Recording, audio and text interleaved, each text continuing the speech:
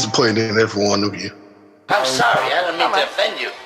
I'm disappointed in every one of you. I kiss you on the mouth. No, I'm not cool with that. I'm sorry. One more time. I'm disappointed in every one of you. I mean, I'm dealing with degenerate animals. I'm disappointed in every one of you. Disappointed in every one of you. All right, come on. Honestly, I can't do it no more. I'm disappointed in every one of you. Let me tell you why. It's gonna be all right, Nicky. Go ahead. Shoot. Let's just kill those fucking men. What are you going to do about it? Yeah, because you got nothing. You don't got a thing. Yeah, because you got nothing. You got nothing. I want to get out. I want to get out of this rat hole. I want to get online. I need BDA boxing.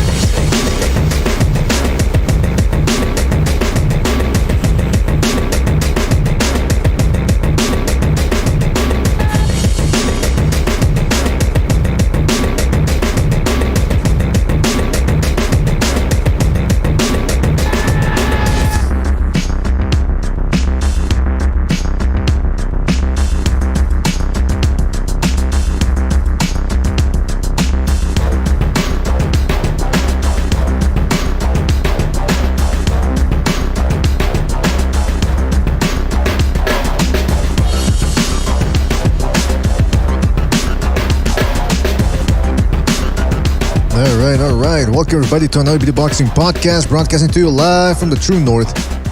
This is your good friend, Mr. BDA, and we've got a fantastic show for you today. A lot to talk about. I don't even know if we're going to be able to scratch the surface of everything we got planned, but boy, oh boy, did we have a good fight last night. A good performance, a pound-for-pound performance, if you will. So, fellas, we're going to be talking about all of that plus more. Before we get down to that, let's get the business out of the way. You know the drill. If you want to keep the gravy train rolling, you know the drill. Keep sending a couple of super chats our way if you can. The most important thing though is that when you want to donate money, if you want to join the membership program, that at least you get some special emojis and badges in return.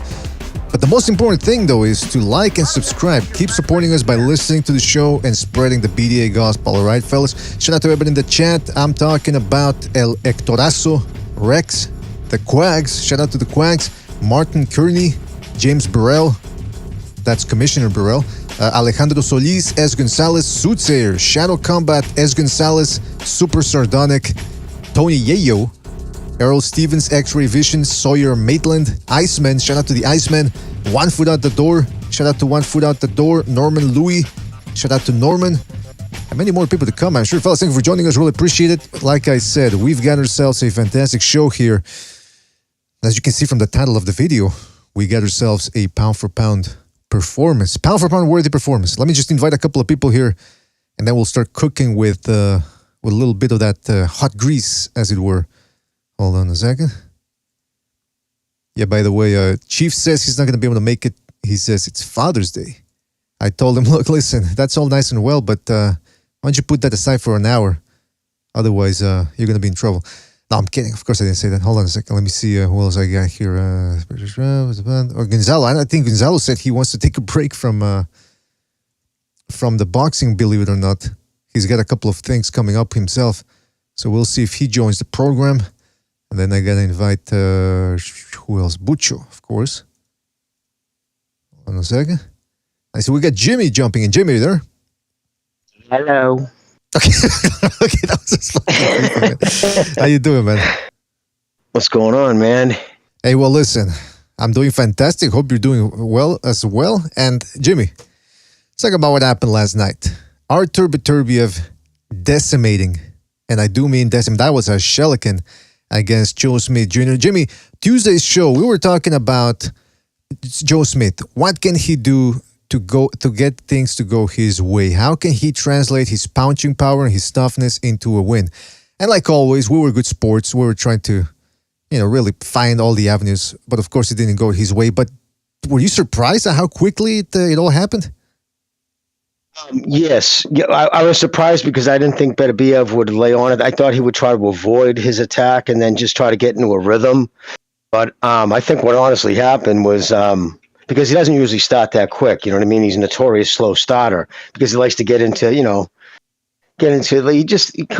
goes at it as a complete professional. Like, I mean, the best answer for me was when they asked him, when he described it, it was just a business trip coming down to fight in enemy territory. But yeah, so what I think happened is he tasted Joe's power. Joe clipped him with a pretty decent shot, caught him in the side of the head, and he realized, like, yeah, this kid can crack. Because, you know, Joe's limited in many ways, but when he isn't, his punching power, the kid can punch. But once he got hurt, though, once Joe Smith got, you could see it, like, all right, the jabs. Remember how the doubling up on the jabs, coming in, trying to come behind the jab until he got checked with a, and then, it was a check hook, and then he kind of tossed an uppercut, and then the jab went right out the window. You know what I mean? Joe Smith, because that's usually what happens, right? All plans go out the window once you get cracked. And then, you know, he was doing his typical things that happen that guys that aren't overly, you know, skilled, meaning that, I mean, the guy would throw a punch with his left hand, he's on picking up change off the canvas with his right. You know, his hand's so low. Every time he throws a punch, if it was his right hand, his left hand's down. And you can't do that to somebody who's a true professional boxer, who that's all he's done. I mean, Joe Smith, up until the Fonfara fight, or actually even past that, was still working full-time in a construction job. Boxing wasn't his number one gig. You can't, you know what I mean? So when you're going up against somebody who's, I don't think has ever had a job other than boxing and fighting since he was a little kid, it just, cream rises to the top. You know what I mean? You could see it. Just look at how quick, I mean, his punches are direct. You know, he kept everything tight. And Joe just started swinging and winging like a tough man competition. And that's the end result. So yes, to your point, long-winded answer. Yeah, I was very surprised. I didn't think Smith had no hope of winning, but I didn't think he'd demolish him within 2 rounds like that. Shout out to Chris K for his contribution with the super chat. He says 5 minutes late to the fight and missed the whole thing. LOL. Amazing how Beterbiev doesn't need to load up to land big shots. Shout out to Chris K. And that's why with a big puncher, that's what they always say. Don't leave your seat. Get everything in order beforehand, because you just never know when it's going to end. Jimmy, you mentioned that thing there about, shout out to Chris K, by the way, for his contribution. You mentioned Joe Smith's lack of technique, but let's talk about Beterbiev's technique. Like Chris K says, this guy doesn't seem to load up on his shots. They almost look like arm punches, but evidently he's got heavy hands. What do you make of his power? It's the tendon strength. He's got the build of a power lifter. You know what I mean? Thick wrist, thick joints. And when you like that, so, all right, for instance, a lot of people think Beterbiev might have quick hands, like he's got speed. What it is, it's not that he's got quick hands. He doesn't have to load up. He doesn't have to rear back to throw his punch like Inoue. Same type of dude. Doesn't have to load up. He'll just go from the stance, from the fighting stance, hands up, boom, and he just throws it down the middle. Bang! But through technique and monkey tendons, they just put enough power on it. Oh, did you just say monkey tendons? You know, yeah, it's, you know, gorilla tendons. You just got that strong, like, you know, gorillas can just, you say, how the fuck do they jump around trees like that? You know, it's without hurting themselves. It's all tendon strength, which creates all the muscle. You know what I mean? What creates the power. So yeah, so that's what it is. He just punches straight. It might look like arm punches, but it's not. It's just good technique and power, and that's what makes him so dangerous. But I think it's kind of funny too. Of course, I always cruise the cesspool after a fight to see where people stay, and of course, it's all, oh, you fucking destroy Bivol, and it's like, man, it's so crazy how people will conflate one fight with another. Like Joe Smith, well, Bivol is not Joe Smith at all. There's nothing Joe Smith did last night that Bivol will do. Those temple shots will not be there for, Beterbiev, those, gut shots, because of the footwork. He just won't put himself in that position to get hit with those. It'll be a totally different fight. But it's just funny how people instantly take that up to he'll be destroyed. Yeah, I want to talk about that fight later on, what's next for Beterbiev. But I also want to talk about Joe Smith Jr. because, look, he was the underdog going in. But at least he tried to play up to his strengths, which was to try to go after the guy. And he made Beterbiev trade with him, but he just couldn't land that shot that would have made the difference. Smith Jr. coming into this fight never really had a shot in retrospect. That being said, to me, this is a pound-for-pound worthy performance from a pound-for-pound worthy fighter, because a lot of people could look at like say, for example, a Shakur Stevenson or Devin Haney, and they go, wow, that's pound for pound. That's skill, baby. Skills pay the bills. And it takes skill to do what they do. It also takes natural talent like speed and reflexes. But in my estimation, going forward against a fellow puncher, you initiating the action, you throwing combinations, opening yourself up, putting yourself at risk to lay a beating on the other guy, and then not taking that many shots in return, that's pound for pound to me. That's more dangerous, and that's far harder to do, more difficult rather to do, than to stand back, not open yourself up, land 5 power punches out per round, clinch your way to a decision, and then jump on the corner, smashing your fucking chest like you're King Kong, saying, "Yeah, I beat that boy." No, you didn't. I mean, you beat him. Yeah, you outpointed him. But in my mind, and there's levels to this pound for pound thing, just like there's levels in any aspect of boxing. And in pound for pound terms, you gotta give it up to guys like Naoya Inoue and Beterbiev who chase their opponent down. They do it with technique, they do it smart, but at the same time they put on a show and they take guys out that other people can't even dream of taking out or even fucking dropping.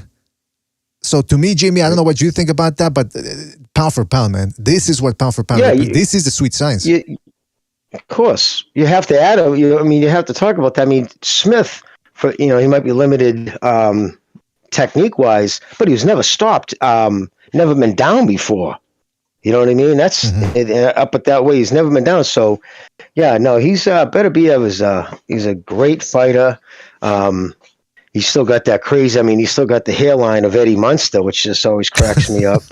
You know what I mean? He's got that Eddie Munster hairline. He's the hairiest dude in boxing. But yeah, no, he's a bad man. I just want to say that, and of course, I don't want to shit on Joe Smith. That's not what I'm doing, because actually, the kid deserves props. Remember, he was a Fonfara cherry pick gone wrong. It was the PBC with putting him in there to feed him to Fonfara until they were ready to feed him to Donna Stevenson. But he changed all that when he took him out in the second round. So all of a sudden he was thrown into the spotlight. And then of course he caught Bernard at the right time, put him through the ropes. And then the legend was born. But one thing this kid always did was come to fight, never ducked anyone. You know what I mean? As far as I know. And he tried to make it, interesting and exciting for everybody. So, nothing but props to the kid. He's got big heart. I'm glad he put it this way. He overachieved. Yeah. Right? You would have to say some guys underachieve. I think more people in boxing underachieve than they overachieve. He overachieved. He went farther than what his skill set should have taken him. And a lot of it was, he got, right place, right time. He got that Fonfara fight. He exposed Fonfara's chin. And then, he took it to a world title. So at the end of the day, when he looks back at his career, he should be proud that for a guy who was working full time, he wasn't even a professional boxer, full-time professional boxer. And, he was on ESPN winning world titles and making decent money. So again, he should hold his head up high is all my point, I guess. He got the most out of his abilities, and it's to be commended. Exactly. Yeah, it's to be commended. I also want to commend One Foot Out the Door, by the way, for rejoining the BD membership program. He says, Beterbiev, only champion in boxing with 100% KO rate. Yeah, shout out to One Foot Out the Door. And absolutely, listen, it's not 100% KO ratio against a bunch of nobodies. It's going to be fighting. At this point now, Gvozdyk and Smith Jr., top 5 light heavyweights, and he took him out. So this is starting to remind me of prime Golovkin, when people were starting to wonder, well, who the heck is going to be able to go 12 rounds with him? Now, of course, it's a little different because Beterbiev's been around the scene for a while, and because of mismanagement issues, he's 37 years old now and couldn't accomplish half of what he wanted to. That being said, let's not look back at the past. Let's look at the future. There's a lot to hope for in there. But I also want to talk about, again, the Smith Jr. thing, because Smith Jr., yeah, he's limited. But don't tell that to all those guys that have struggled with him and all the guys that he's beaten. I mean, like we said, he's been able to squeeze the most out of his talent and ability and skills. And the fact that this guy, Beterbiev, goes in there and wipes the floor with him in 2 rounds. I mean, I got to tell, if Marcus Brown were ever to fight Joe Smith Jr., I'd pick Marcus Brown. I think he would box circles around him. He'd probably have to clinch a lot in order to make it in certain spots. He'd probably get hurt maybe once or twice or stunned. But I think he'd beat Smith Jr. We already saw Bivol do that, boxing circles around Smith Jr. But the fact that you have a guy like Beterbiev come in punish Smith Jr., doesn't even allow him to get out of the second round. That you can force a grown man, a big light heavyweight, big punching light heavyweight, to capitulate that way. That's pound for pound. I cannot stress that enough. Skills pay the bills. Yeah, but when you get skills and you got balls and power, there's just no substitute right there. Marcus Brown is a guy who's got skills. They certainly couldn't pay the bills against Beterbiev. So in this game, if you want to be pound for pound number 1, 2, 3, the top dogs, as they say, you got to have some intangibles like power and balls. You can't just jab and clinch your way to a decision. By the way, real quick, shout out to Kenshiro for his contribution with the super chat. He says, Yardi thinks he can beat Artur. LOL. Yardi thinks he's a lion, but Artur will make him look like a pussy and add a permanent shade of blue to Yardi. Shout out to Kenshiro for his contribution. Yeah, Jimmy, what about that? When I saw Yardi doing interviews during Fight Week, I said, oh boy, what's he doing there? What are they trying to pull? Now it seems like Top Rank, apparently they want to put him in there because it's just a big old waste of time. No disrespect to Yardi. I think it ends the same way. I maybe go to 6, but it ends the same way. He's going to knock him out without a doubt. Because of those, he doesn't have to load up. His punch is going to get there straight. He doesn't have to, if you look at the Joe Smith fight, he was throwing punches like, he was just kind of winging and had his head down, and he'd throw his left hand, his right hand would be down by his waist, and you could see Beterbiev like he was waiting for him. At one point, he kind of had his back against the ropes, and he knew by Joe's foot position that the only punch he could throw, by looking down, you see Beterbiev looking down, make a quick look at his feet. You could see the way his left foot was forward. Obviously, the only punch stretched out was going to be the left hook. And when he did that, the second he started, and again, he loads up. He doesn't just throw straight. He kind of twerked a little to the left to throw that left hand, and he just jumped in with the uppercut and caught him, and that really buzzed him. And I think it was a good stoppage too, because did you see, like, the ref at first was going to call a standing 8 count, and then when he saw him kind of stumble backwards, that's when he's like, no, okay, why continue it? Because the next one's going to really put him away, because he wasn't going to be able to block the next barrage at all. Right. And the fact that he made him turn, he made him turn around. It's like when you can make, I know it wasn't really out of fear alone. He was discombobulated. But the fact that he made a guy like Joe Smith turn around, a guy that's used to taking punishment when he asked to land the bomb, this power is out of this world. This guy, all the legends were true. Everything. I mean, the Gvozdyk fight showed us that's the type of guy Beterbiev was. But then he sort of got lost in the ether for a while there. Until the Marcus Brown fight, that was really one fight where we remembered a little bit, but now this one. And again, listen, Joe Smith Jr. is what he is. But the fact that Beterbiev went in there, wiped him out in 2 rounds, so who else can do that in this division? And like I said, he didn't just walk in there and boom, land one shot and it's over. He broke him down to the point where you saw that Smith Jr., there was nothing he was going to be able to do to beat this guy, short of landing one big bomb. And in that body shot too, yeah, even the body, that's what set it all up. He caught him with a body shot, I think, in the first round. You could see just like his whole body cringe. Like every time, everything he hits you with, he hits you in the arm, he's going to hurt you. Like some guy's going to, like, all right, a guy who is not a power puncher, a boxer is just going to, go for the head, snap it, trying to snap at the target. He punches through. If your hand's in front of your face, he's just going to punch at your hand, but punch through the target. And that hand hitting your own head is going to hurt. Like, he's got that kind of thunderous power where, like, our best example on Ring IQ had a stream going on Twitter, and somebody said, Joe, even his feints hurt. So I thought that was the best line of the night. Even his feints hurt you. Yeah, that's the thing about, speaking of feints, yeah, Joe Smith Jr., I mean, just complete lack of feints. All he thought a double jab. And by the way, I got to give a shout out to Official Scorecard Boxing too, because he did a very good breakdown video of Smith's strengths and weaknesses before the fight.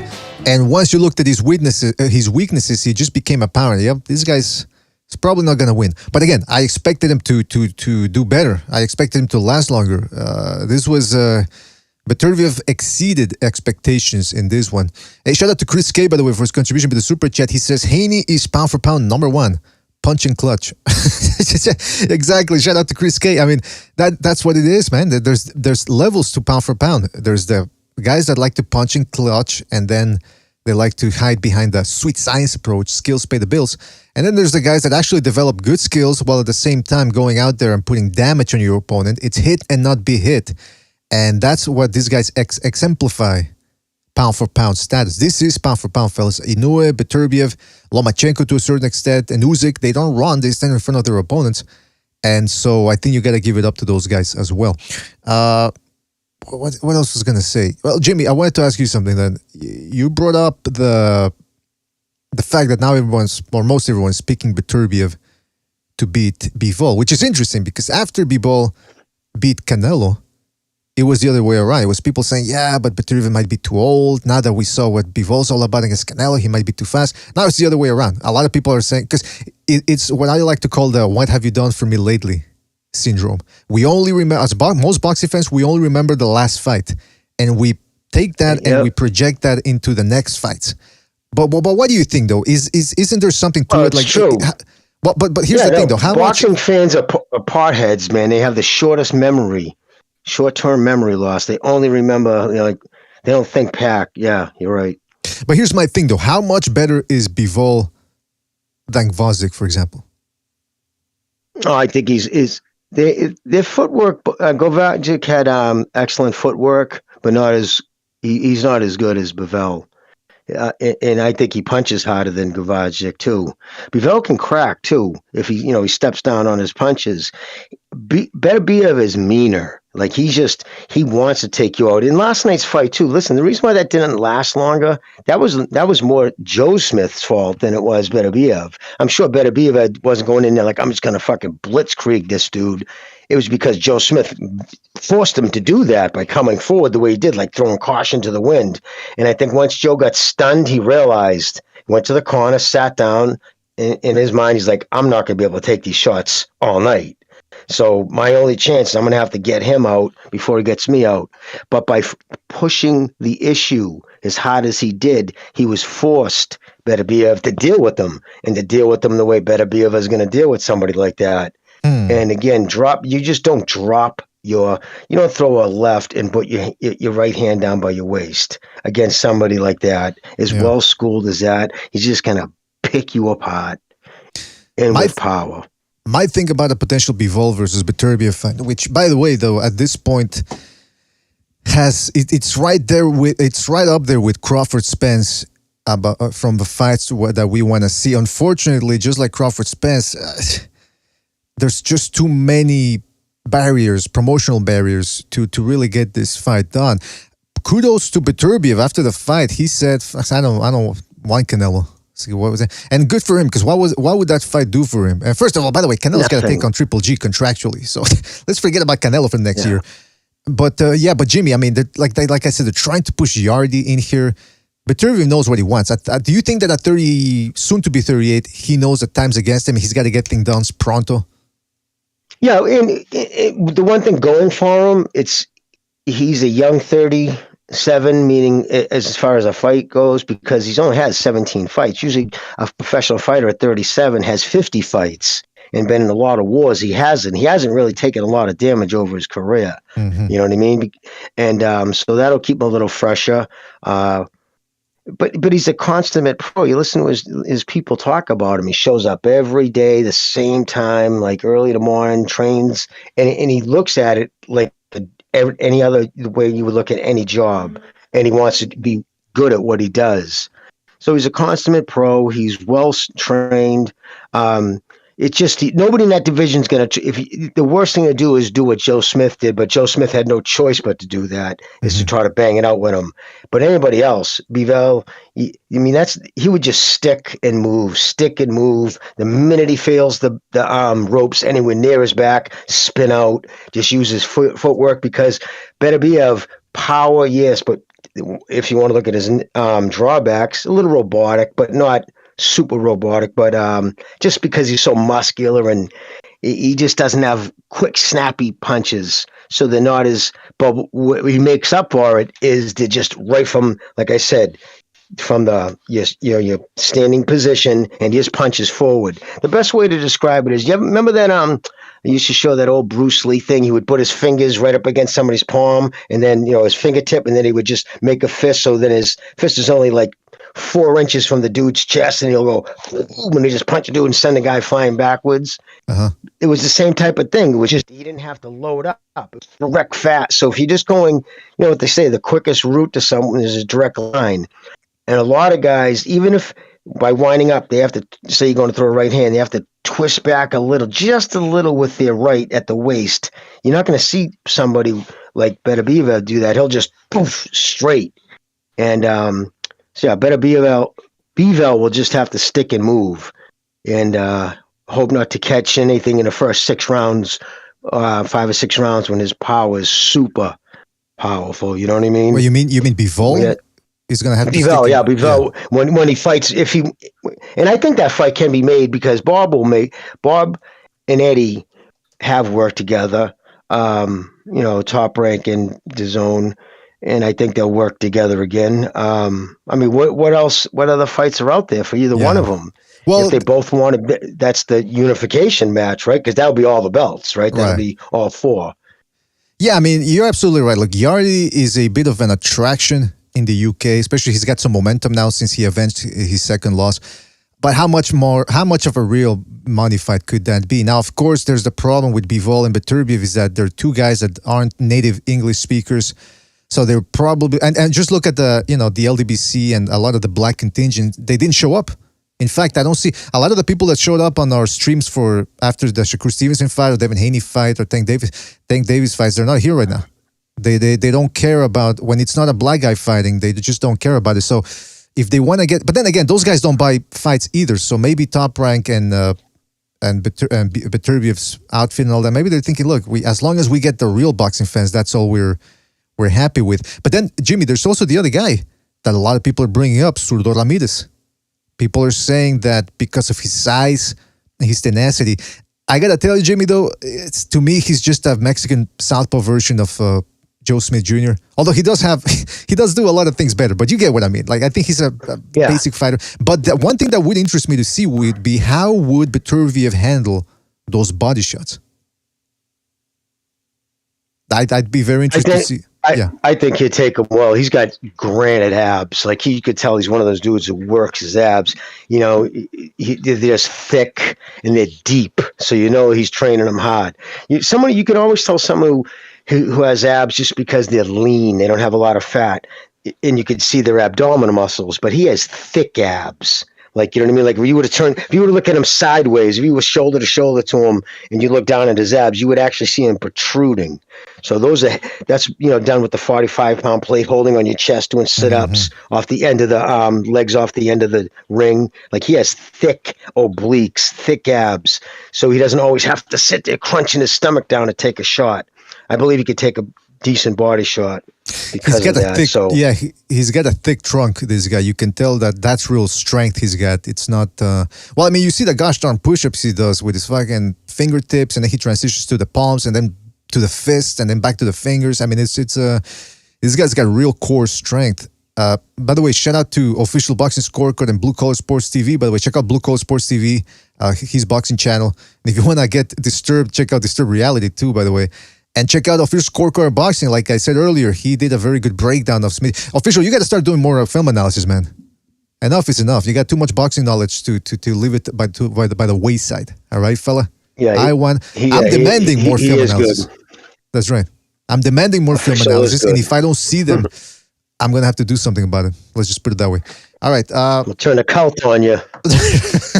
Hey, but Jimmy, okay, so we were talking about, like you said, that there's hope for the Smith the Beterbiev Bivol fight, because what else is there? And I brought up Zurdo Ramirez. That could sell with the Mexicans, but to tell you the truth, like most boxing fans, with some common sense, we want to see Bivol Beterbiev. So now let me ask you this. A little bit of an interesting question here. Which fight do you think happens first? Beterbiev Bivol or Crawford Spence? I don't know. I'm still not convinced that Crawford Spence fight's going to happen until Crawford gets some proper representation.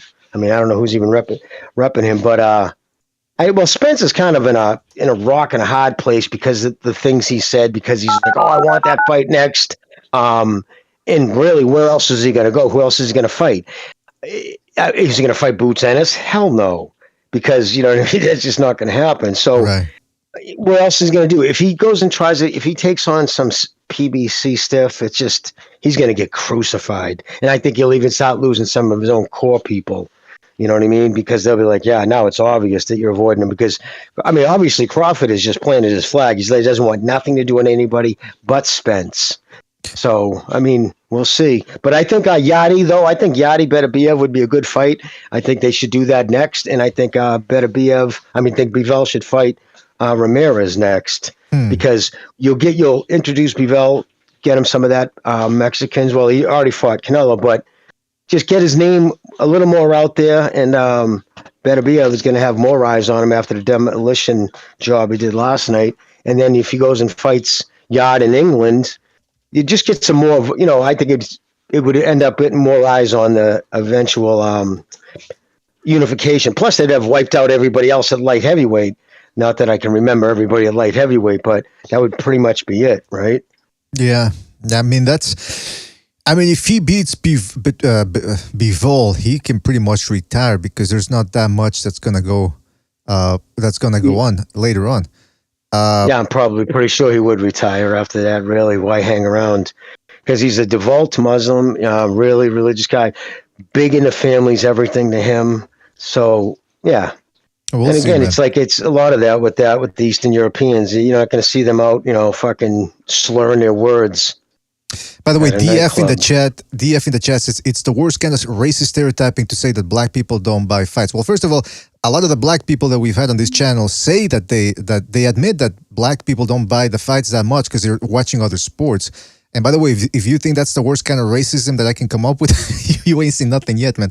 But by the way, the phone lines are open. So call in. All right, fellas, call in. Let us know what you think. By the way, MMA Champ in the chat just put up a message here. He says, fight announced. Alexander Usyk presenting Joshua 2, August the 20th, Jeddah, Saudi Arabia. Oh. Well, we knew it was coming, right? That they were working on it. But Saudi Arabia, I don't know. I don't like that. I don't like that move at all. But what else was I going to say? All right, so the phone lines are open. People call in, give us your thoughts on the Beterbiev performance. Listen, Beterbiev, pound for pound.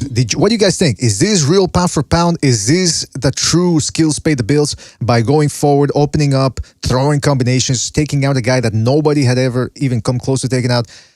Or is it staying on the back foot, letting the other guy do all the work, and you just running punches into him? Let us know. Hey, we got a phone call. Hold on a second. Let's go to the phone lines real quick. We got 678 here. 678, you're on the air. 678, can you hear me? Hey, guys. Hope I'm coming in clear. Happy Sunday. Happy Sunday. Right back at you, Soothsayer. What's up, man? Yeah, man. No, this fight, man, was fucking exciting, man. Even though it ended quick, it gave us blood, man, and that's what we wanted. We want fucking red meat right now, especially after that fucking... the Haney shit. So yes, absolutely. Like my boy Repit says, he has that Mike Tyson energy, man. He's gonna come and fuck you up. He's gonna fuck you till you love him. You know what I'm saying? Yeah, shout out to Repit. He's got a way of putting things into words. But I mean, listen, a lot of people are going to go, yeah, but he beat a guy in Smith Jr. who he was supposed to beat. But you don't get the fact that he wiped the floor with him and exceeded expectations. That's pound for pound. That's exceeding expectations. Or am I wrong, Soothsayer? You tell me. No, like you said, there's layers to this, right? There's levels to this, man. And this shit in context, I mean, look at what it makes Beterbiev, man. He's a fucking monster. I'm scared of him. Well, you're a different guy from me, but I mean, I don't blame you for being scared of him. Do you think? Hey, real quick before you let me go, can I say something? Yeah, sure. Before the fighters came out, there was another little vignette they did about the common man. Isn't it crazy, man? It's like the common man's been taking it up the fucking ass for so long, and this was just another example of that, man. It's sad. You mean the fight was a representative of the common man taking it up the wazoo? Yeah, man. They keep fucking us, man. Well, listen. I mean, it's true, and people think it's about race. No, it's about class. White, black, Asian. If you're not part of the program, if you're not part of the agenda with the transhumanism and all that, they're coming after you. But anyway, this is in Second Renaissance. Soothsayer, you say Bivol. You think Bivol would beat Beterbiev? Is that what you've been saying in the chat? Yeah, I do, man. I think he's more his power is more sophisticated than Beterbiev. I think he could lock in, man, in certain spots, man. A good fucking shot, a nice hard shot, and I think Beterbiev goes down. Interesting. Well, hopefully the fight happens. Hopefully it happens. Anything else you want to say, Soothsayer, before we go? But lastly, I put on the predictions league. I had Beterbiev round 5. Man, I should have gave it to him a lot earlier. But hey, you guys are the best. BDA, spread that those sweet silver scrolls, and spread that sweet BDA gospel. That is right. That's what we're going to do. And hopefully you take the first step on the true path to the Crimson Cross. All right, man? Soothsayer, thank you for calling in, man, and catch you on the next one. All right, man? Take it easy, Soothsayer. All right, that was Soothsayer. Don't forget to call in, fellas. Call in. The number's in the left-hand middle portion of your screen. Call in about if you want to comment on this sensational, true pound-for-pound performance. That's how they do it, man. That's how it's supposed to be done. All right, let's go to the phone call here. 803, you're on the air. 803, what's on your mind? Hey, what's going on, B-Day? It's HBTC. Oh, HBTC, what's up, man? What's going on? Yeah, I saw the fight last night. I picked Beterbiev to win. It happened a lot sooner than I thought. Going in, everybody knew that if Joe Smith had a chance, it would be early on to catch him cold. Yeah, I mean, I wouldn't say it put him on the pound-for-pound list, but it was definitely an impressive, dominating win for sure. Okay, so you don't have him on the pound-for-pound list. So for your standards, he needs to beat Bivol before he gets in there? I mean, for me, I'd say yeah, for sure. Out of anyone in the light heavyweight division, if there's anybody in that division on pound-for-pound list, it'd be Bivol, just based off of what he did against Canelo. I know Beterbiev, I guess it's between him and Bivol, I'd say it's neck and neck in terms of the competition and what they've accomplished in the division, but I think what Bivol did to Canelo put him over. I'm not saying Canelo was a dominant light heavyweight whatsoever, but just the name alone would put him on the list and who Canelo is. But if Beterbiev were to beat Bivol, especially in a dominating fashion, there's no question he'd be on the pound-for-pound list. Interesting. But that's what needs to happen. Yeah, that needs to happen for sure. We all want to watch that one, man. Now, let me ask you this. If they fight, who would you pick?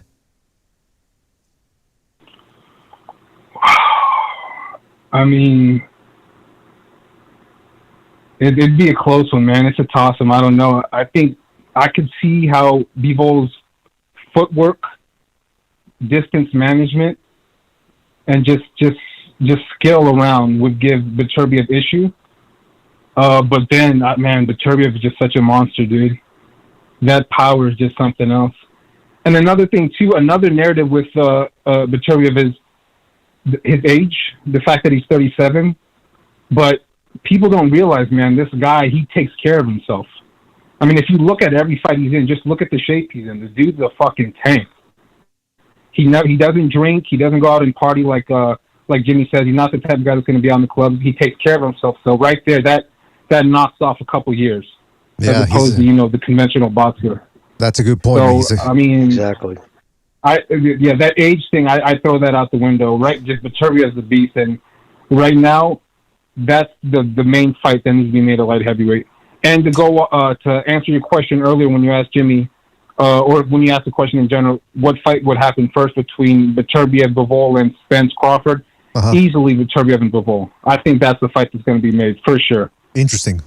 Less drama from both fighters, right? Less demands, less crazy demands.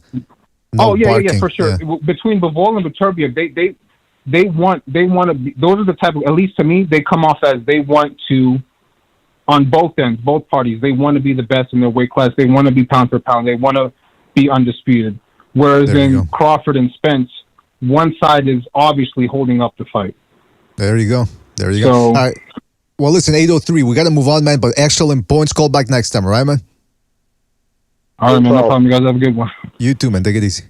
Yeah, they're very good points, man. Very good points. Okay, so when you call in, give us your thoughts on the fight. Give us your thoughts on a potential Bivol Beterbiev fight, and which fight do you think happens first? Crawford versus Spence or Beterbiev Bivol? All right, fellas, let's go to another phone call here. Is this long distance? 573, you're on the air. 573, what's on your mind?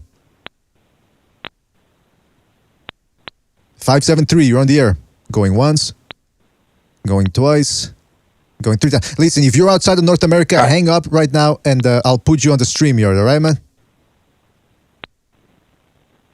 Hi. All right. Let's go to another phone call here. Don't forget to hit the like, fellas. Hit the like, hit the like, hit the like. Really helps us out. And it takes 2 seconds from you. All right? 909, you're on the air. 909, what's on your mind? 909. You hear me? Yeah, we can hear you, man. What's up? Hey, man. Dude, I'm shocked, because I was expecting a firefight, but this just surprised me in a good way, as I think it is for all of us. But as for the Bivol and the Beterbiev fight, I definitely see that one happening before Crawford and Spence. Because I feel like the fans have it kind of like a bad feeling in their gut that fight might never happen, so they're kind of desperate to see a fight that they do want. And you saw in the crowd too, when the announcer was asking about Yard for whatever reason, or Bivol for Beterbiev net. They were all screaming, Bivol, Bivol. And the Beterbiev said, I want to be undisputed, in his own way, because his English isn't that good, but it's getting better. People were screaming in joy, man. The fans are finally getting what they want. It's no longer just about star power or just like who's better dressed or crap like that, which boxing, like, for some weird reason, is becoming some sort of fashion show. To me, the fans are waking up. They're starting to see it's fights. It just focus on the fights, nothing else. Who cares who has who's more friends with more rappers or some shit? It's finally taking a turn in the right direction, man. Finally. Absolutely. Hey, man, well said there, caller. Very well said. People are tired. It could have gone the other way, man. It could have gone wrong. When they said, hey, Beterbiev, who do you want to fight? And imagine the people start screaming, Yardy, Yardy. Would have reminded me of when people, when Pontius Pilate asked the crowd, who do you want clemency for, Jesus or Barabbas? And people said, Barabbas, Barabbas. No, this time they got it right. Caller, between Bivol and Beterbiev, who would you pick if the fight happens? Okay, like I just finished watching the highlights another time before I got onto your guys' channel, Bivol, Beterbiev. But for me, the thing is that people have to keep in mind how good Bivol is, because where I see Beterbiev being a very good boxing puncher, Bivol he's kind of the same, but he's like more reliant on his fundamentals. But Beterbiev's fundamentals are really increasing with his own little special flair. So to me, I don't think it would be a good decision if you're a betting man. You're going to put money on it to go Bivol or Beterbiev right away. Just go straight to Beterbiev or maybe the odd guy to Bivol. I think people really need to do more of their homework, before they make a decision. But the fact that, to me, that sort of unknown and all the intangibles that come with these guys' styles just make it all the more exciting. And I am more than willing to pay more money for that fight, dude. There you go. Hey, man, that's a good way of putting it there, caller. Excellent points. Anything else you want to say before we move on?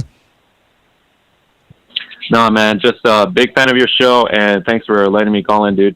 Thank you, man. Thank you for calling me in. Call back next time, right, man? Take it easy. Yes. Good call. Yep. Yeah, good call, man. Yeah, the people want to see no drama, no posturing on Facebook and Twitter about who's got more rapper friends, who's got the biggest rims, who's the bigger draw. Just make the gosh darn fight already. And I think that's what we might get with Bivol. Bivol is overall, man. I'll tell you, I listen to other shows. I've been catching other shows that do the few that actually allow, fans just to call in, boxing fans to call in. Overall, man, we do have some knowledgeable people call in. Absolutely, Jimmy. Absolutely. That's we've got a good crop, a good pool of listeners here. So don't forget to hit the like, fellas. Hit the like. Really appreciate it. All right, let's. And by the way, for North American callers, I put a StreamYard link. So if you're outside, I see the long distance numbers right there back. Long distance guy, 573. If you're listening, you're going to get charged up the ass for the call. So I put a StreamYard link in the chat, a StreamYard link. Just click on that and you'll be able to talk to us via the internet and you won't get charged by your phone company because they're going to try to sexually assault you with the prices. Like I said, hit the like. Let's go to another phone call here. Let's go to 347.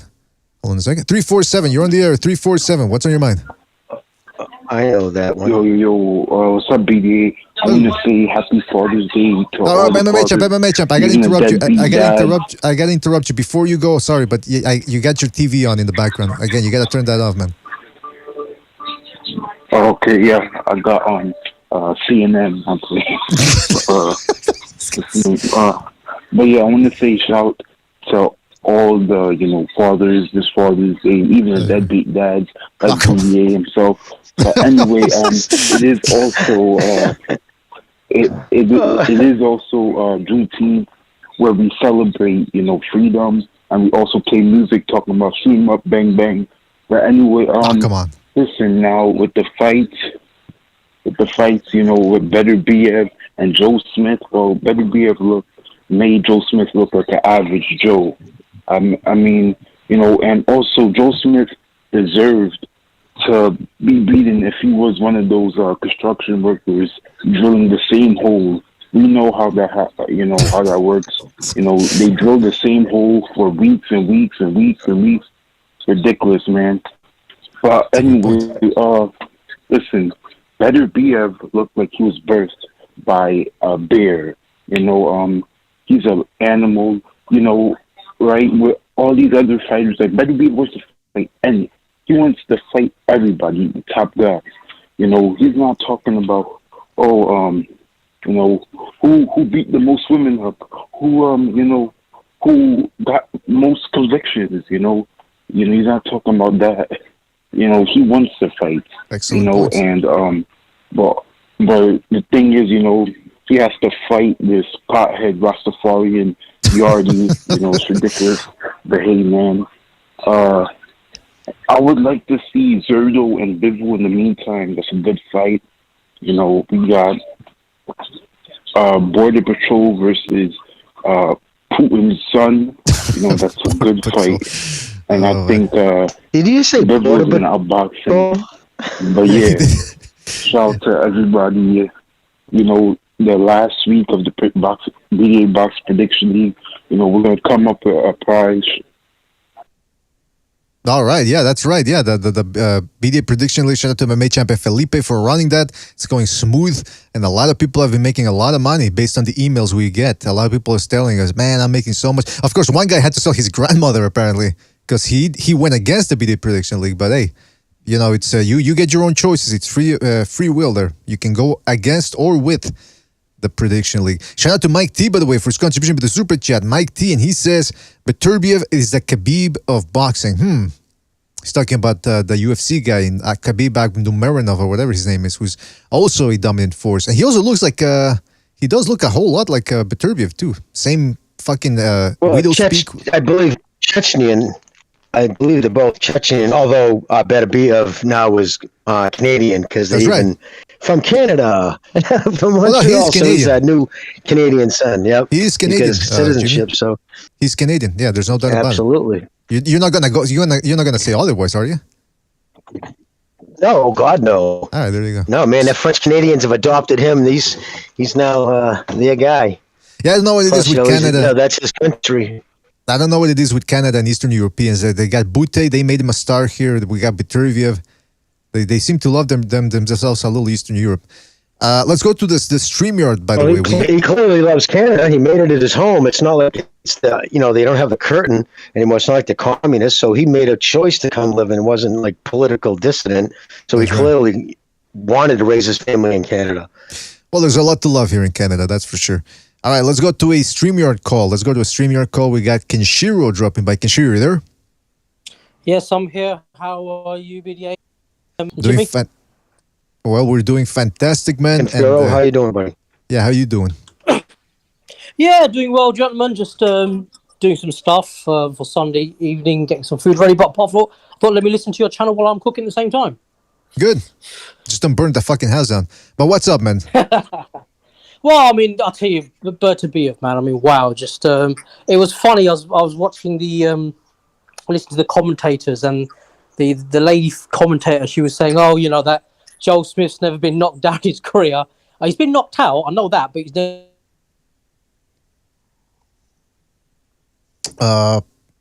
Kinshiro, I can hear you, man. Hello. Can you hear me? Yeah, now we can hear you. Yeah.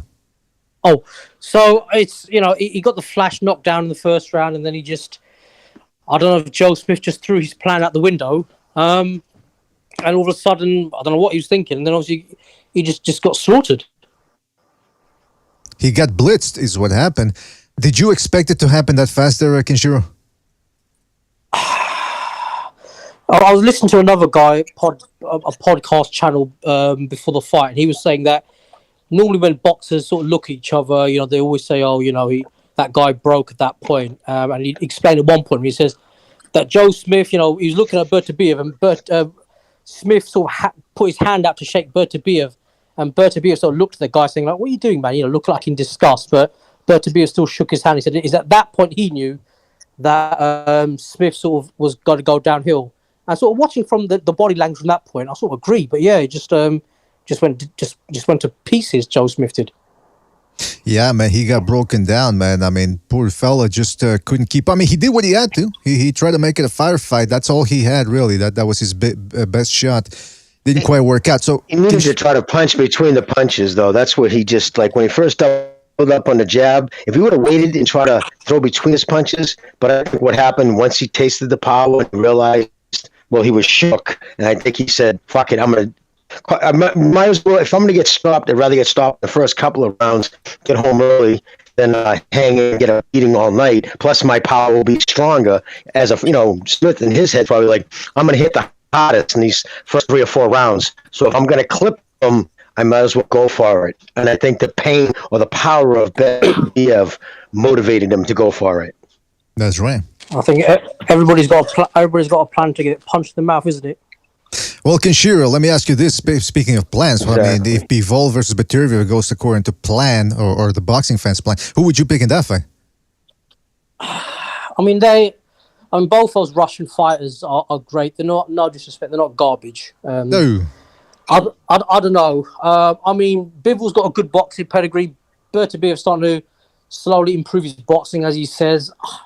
I don't know. I mean, I at this stage, I guess I would want to see the build-up, as Jimmy says in a couple of fights before. Let's see the build-up and sort of the trading and stuff. But nope, Kinshiro, you cut off again, man. All right. Well, listen, Kinshiro, I'm gonna move on to a phone call here, but we'll catch you in the next one, all right, man? I don't know why Can you not hear me then? Yeah, we can hear you. We can hear you. What's up, man? Oh, right. So, yeah, but Beterbiev is not going to run. If he does beat Bivol, he's not going to run over Bivol like Smith. That's what I'm trying to say.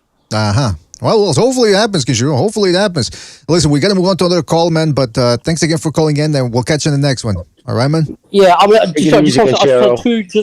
just want to say two very quick things. Oh, yes, first, yes, sure. I don't think the fight's going to happen first. I think they said Zerato's going to fight Bivol. I personally hope Yard fights Beterbiev, just so I can see in London Yard get his face smashed in. Oh, come on. To see. You motherfucker. And last thing, Andre Ward is lucky he's retired, right? Because if he's around with Beterbiev and Bivol, I know Andre Ward is half white and half black. Well, by the time we would have finished with them, they'll make him half black, half blue. They would have busted it. Oh, well, that's funny. Kinshiro brought that up because Ward actually said Beterbiev looked like he lost a step in his last outing because what it was Canelo, when he realized that Canelo was going to fight Beterbiev, because remember he was like, he's never going to fight Beterbiev. Like it was a few years ago. He actually said it and he actually tweeted it out. And when it looked like he was actually going to start campaigning at light heavyweight until Bivol put the kibosh on that, he got nervous. Like, oh, I'm going to start looking like a donkey. So what he did was almost like kind of, well, I can see Canelo fighting him now because he's clearly lost a step. I didn't see like he lost a step. I think Ward was kind of spitting into the fan on that one. He needs to get himself some glasses, man. Yeah, no disrespect. Ward fights him. He'll be bleeding red, white, and blue the whole fight, and he'll be seeing stars and stripes doing that right. Kenshiro, man. All right, well, listen, Kenshiro, thank you. Always bringing the gold, as always, man, and we'll catch you on the next one, right, man? Cool, man. Stay safe, guys. Keep it up. You too. Take it easy. Take it easy. Yeah, man. I mean, fucking Andre Ward. I mean, I gotta tell you, Andre Ward, he did have a good excuse. Just when Gvozdyk and Beterbiev and Bivol were starting to come up, he had a good excuse. His hands got a little bit too moist in the gloves. He had sweaty hands, so he had to retire, man. He had to do it. Fuck. I mean, hey, you're not gonna box with sweaty hands. That's uncomfortable. Most of the fighters that we support and follow, like really like to watch, are all older now than Ward was when he retired. That's why I'm shocked. I mean, that had to have been the last gold medalist, the last American gold medalist, helped in his first, because I personally don't think he had a first ballot Hall of Fame career. Mm-hmm. Maybe a couple of ballots later, a couple of votes in, just because it's getting thin, I guess. But come on, yeah, man. Nope. I mean, the worst part about when he retired was all the fans. All his fans that he disappointed. All the millions of fans around the world that he had because of his exciting style. I mean, that's what you get when you fight the way you do with Andre Ward. Like Andre Ward, you get millions of fans. His rematch had less less people. Oh my goodness! I mean, it was sold less than the first Kovalev fight, which he lost. Like, I don't give a fuck about judges, what they have to say. How does that not go into voting in the Hall of Fame? Like, you lost that fight. I don't give a fuck if it's a bogus decision. That gets you into the Hall of Fame. Because if he had lost that fight on paper, would he have been a first ballot Hall of Famer? I don't think so. How could he have been? Yeah, he got a lot of help. Let's go to another phone call here. Hold on a second. Fuck, what is this? Yeah, wait, don't forget to hit the like, fellas. Hit the like. Really helps us out, and it takes 2 seconds away from your time. Just work those fingers, fellas. All right, let's go to another phone call here. Let's go to 631. 631, you're on the air. 631, what's on your mind? Oh, you guys hear me? Yes, indeed, sir. What's on your mind? All right, so I don't know if you remember my prediction. Well, you probably. It was like on the video you made on what Joe Smith has to do, and I foolishly had said that Joe Smith was going to win within like the late rounds because Beterbiev was rarely ever in a firefight. Mm-hmm. That's probably the worst prediction I've ever made. God damn. Well, it happens, man. But even then, I was kind of surprised that he like destroyed him that fast. Like, I thought his chin was at like the minimum good enough to last at least to round 5, even if he was getting like hit clean. But it just became so clear, like so fast, that he was just not going to make it. Well, the punches, you just said the key word, clean. Yeah. I was just saying the punches landed, they were all flush. They were, Yeah, I guess. Yeah, that's a good point. But I don't know, in terms of him against Bivol, wouldn't that practically be the same as like as his fight against Volstick to a degree? Like, they kind of do fight. I don't know, maybe I'm not as familiar with them as you guys are. Maybe I haven't seen as many fights, but they seem to like have the same fighting style. Like kind of pretty much just 1-2 European, not that much head movement, and they kind of use their legs to get out of the way. So I don't understand. Is there really anything to really be excited about for the fight? Well, you're right that they both use their feet, but the difference is that's all Gvozdyk did, was use his feet. Like, he didn't bend at the waist at all, didn't move his head. Like, Bivol can kind of stand close enough to you, but yeah, it's a combination. He uses his feet, I think some of the best feet in boxing, but he also can dip a little at the waist, whereas Gvozdyk didn't. He was just in and out. He just strictly used his feet. And if you had him cornered, there's nothing he could do. Whereas Bivol can slip out of things. I just think he has a higher ring IQ, and he's never off balance either. Caller, what's your take on? I mean, well, caller, let me ask you this, but Beterbiev, Bivol. I mean, I'm kind of hesitant to ask you for your prediction after you picked Smith Jr. to win, but Bivol, Beterbiev, who would you pick? I'm kidding around. No, but Beterbiev, Bivol, who would you pick in that one? Like honestly, and I'm not jumping on a bandwagon for anyone that might be thinking about it, but honestly, I guess I'd say Beterbiev at the moment.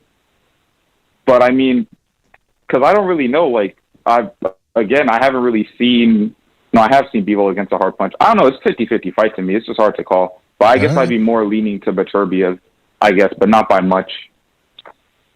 All right. Well, listen, caller. Just slightly because of the power. Right. Well, listen, we're going to move on to another caller here, but thank you for your call. Excellent points. We'll catch you in the next one. All right, man? Take it easy. Now, BDA, would you, the thing is, that fight would have done well in Russia, but obviously they can't now with the Ukrainian shit going on. You know, that's persona non grata right now. Nobody could even think about going to Russia. They wouldn't do it, but two Russian-born fighters fighting for unification. Well, we'll see how long the anti-Russian. We'll see how long the anti-Russian sentiment lasts. I mean, these people over there in the United States now, the media machine, they change their narratives from one second to the next. I mean, we're already forgetting about the COVID and about the vaccines and all that. Now all of a sudden it's about Russia, Ukraine. Next thing it's going to be the inflation or the fact that all these food processing centers are mysteriously exploding. So, I mean, you just never know. Maybe in a 6 months' time they'll have forgotten all about the anti-Russian sentiment. So we'll see. The mass cow dying. Yeah, that 10,000 cows died. That was crazy. Yeah. From heat stroke, they believe. Just dropped dead. Yeah, what a coincidence. Yeah. All right, let's go to another phone call here. Let's go. Don't forget to hit the like, fellas. Hit the like. Really helps us out. Let's go to 201. 201, you're on the air. 201, what's on your mind? Good afternoon. I just couldn't hear me, right? Yeah, you're coming in okay, man.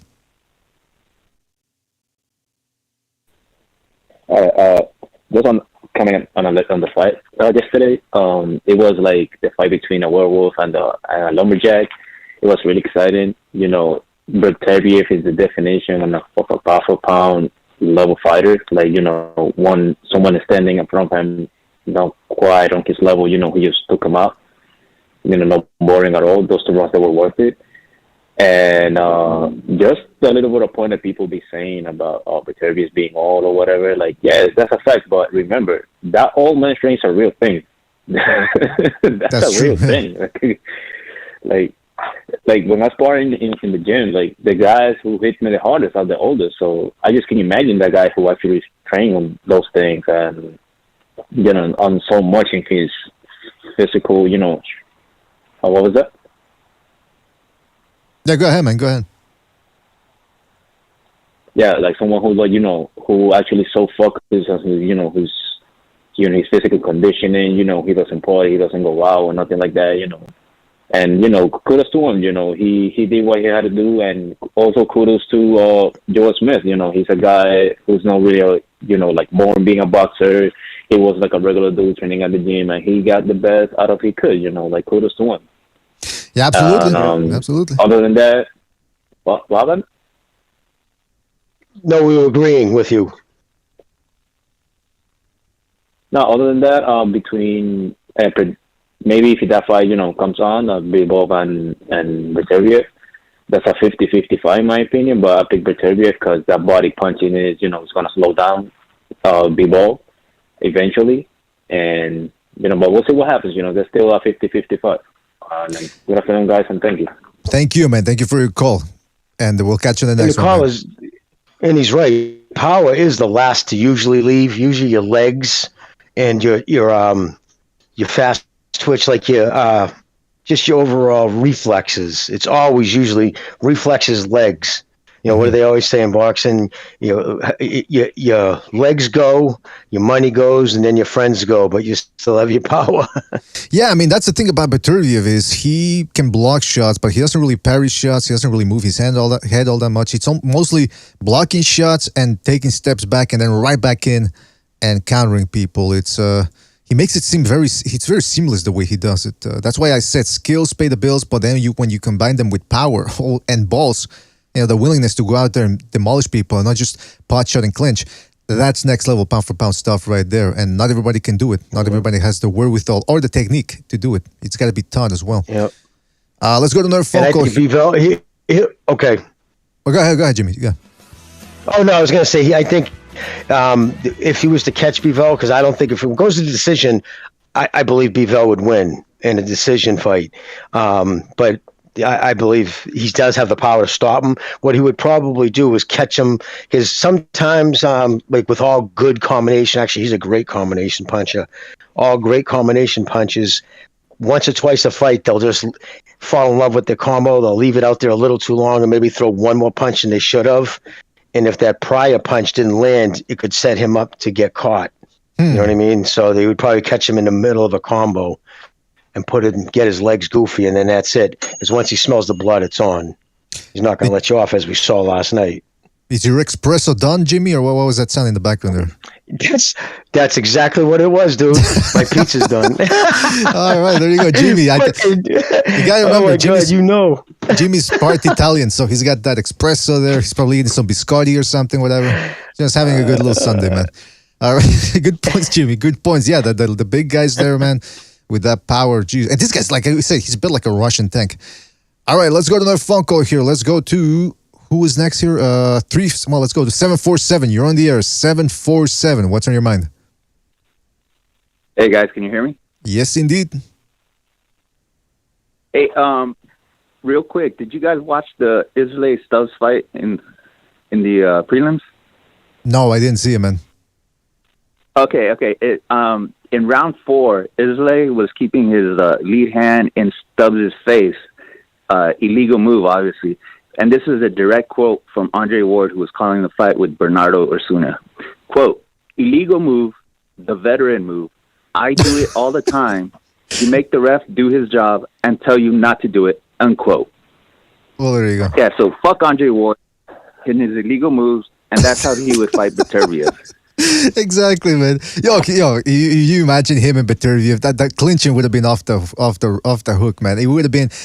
I think CompuBox would have needed to keep track of the fucking clinches. They would have needed to bring in some guys that were special computers, quantum computers, just to keep up with the amount of clinching. What fight did you say that was, caller? It was one of the prelims? It was the Islay versus Stubbs. Islay versus. I'm gonna watch that. I'm gonna try to find that just to hear that. In round four, and Bernardo Osuna says this quote: "It's a Hall of Fame move if Andre Ward does it." Oh man! The ESPN commentating, it's getting worse and it's really getting up there with the DAZN commentary in terms of laughs that they provide. I was really surprised by Bernardo because normally he's like pretty chill about these things, but that was pretty pathetic. Well, you know what, Andre Ward, you gotta do what you gotta do, man. He had that dog inside of him. He fought with that dog inside of him. Caller, anything else you want to say before we move on, man? Yeah, I just had a question for you guys that you guys can maybe answer once I hang up. Is the rematch clause that Canelo has with Bivol, is that for the belt itself or just for a fight? Because if Canelo's going to fight Triple G, then the hell with him, and Bivol should fight Beterbiev and not have to worry about no rematch clause. I don't know. Jimmy? I don't personally see Canelo pushing for that rematch. I mean, it's pretty much on him because I don't think Bivol's going to push it because then it looks like you're chasing a smaller dude. Again, he beat him. There was no question in anybody's mind who won, and there's going to be no difference if they go to 168. I don't see any. Bivol's not so big that it would make him emaciated.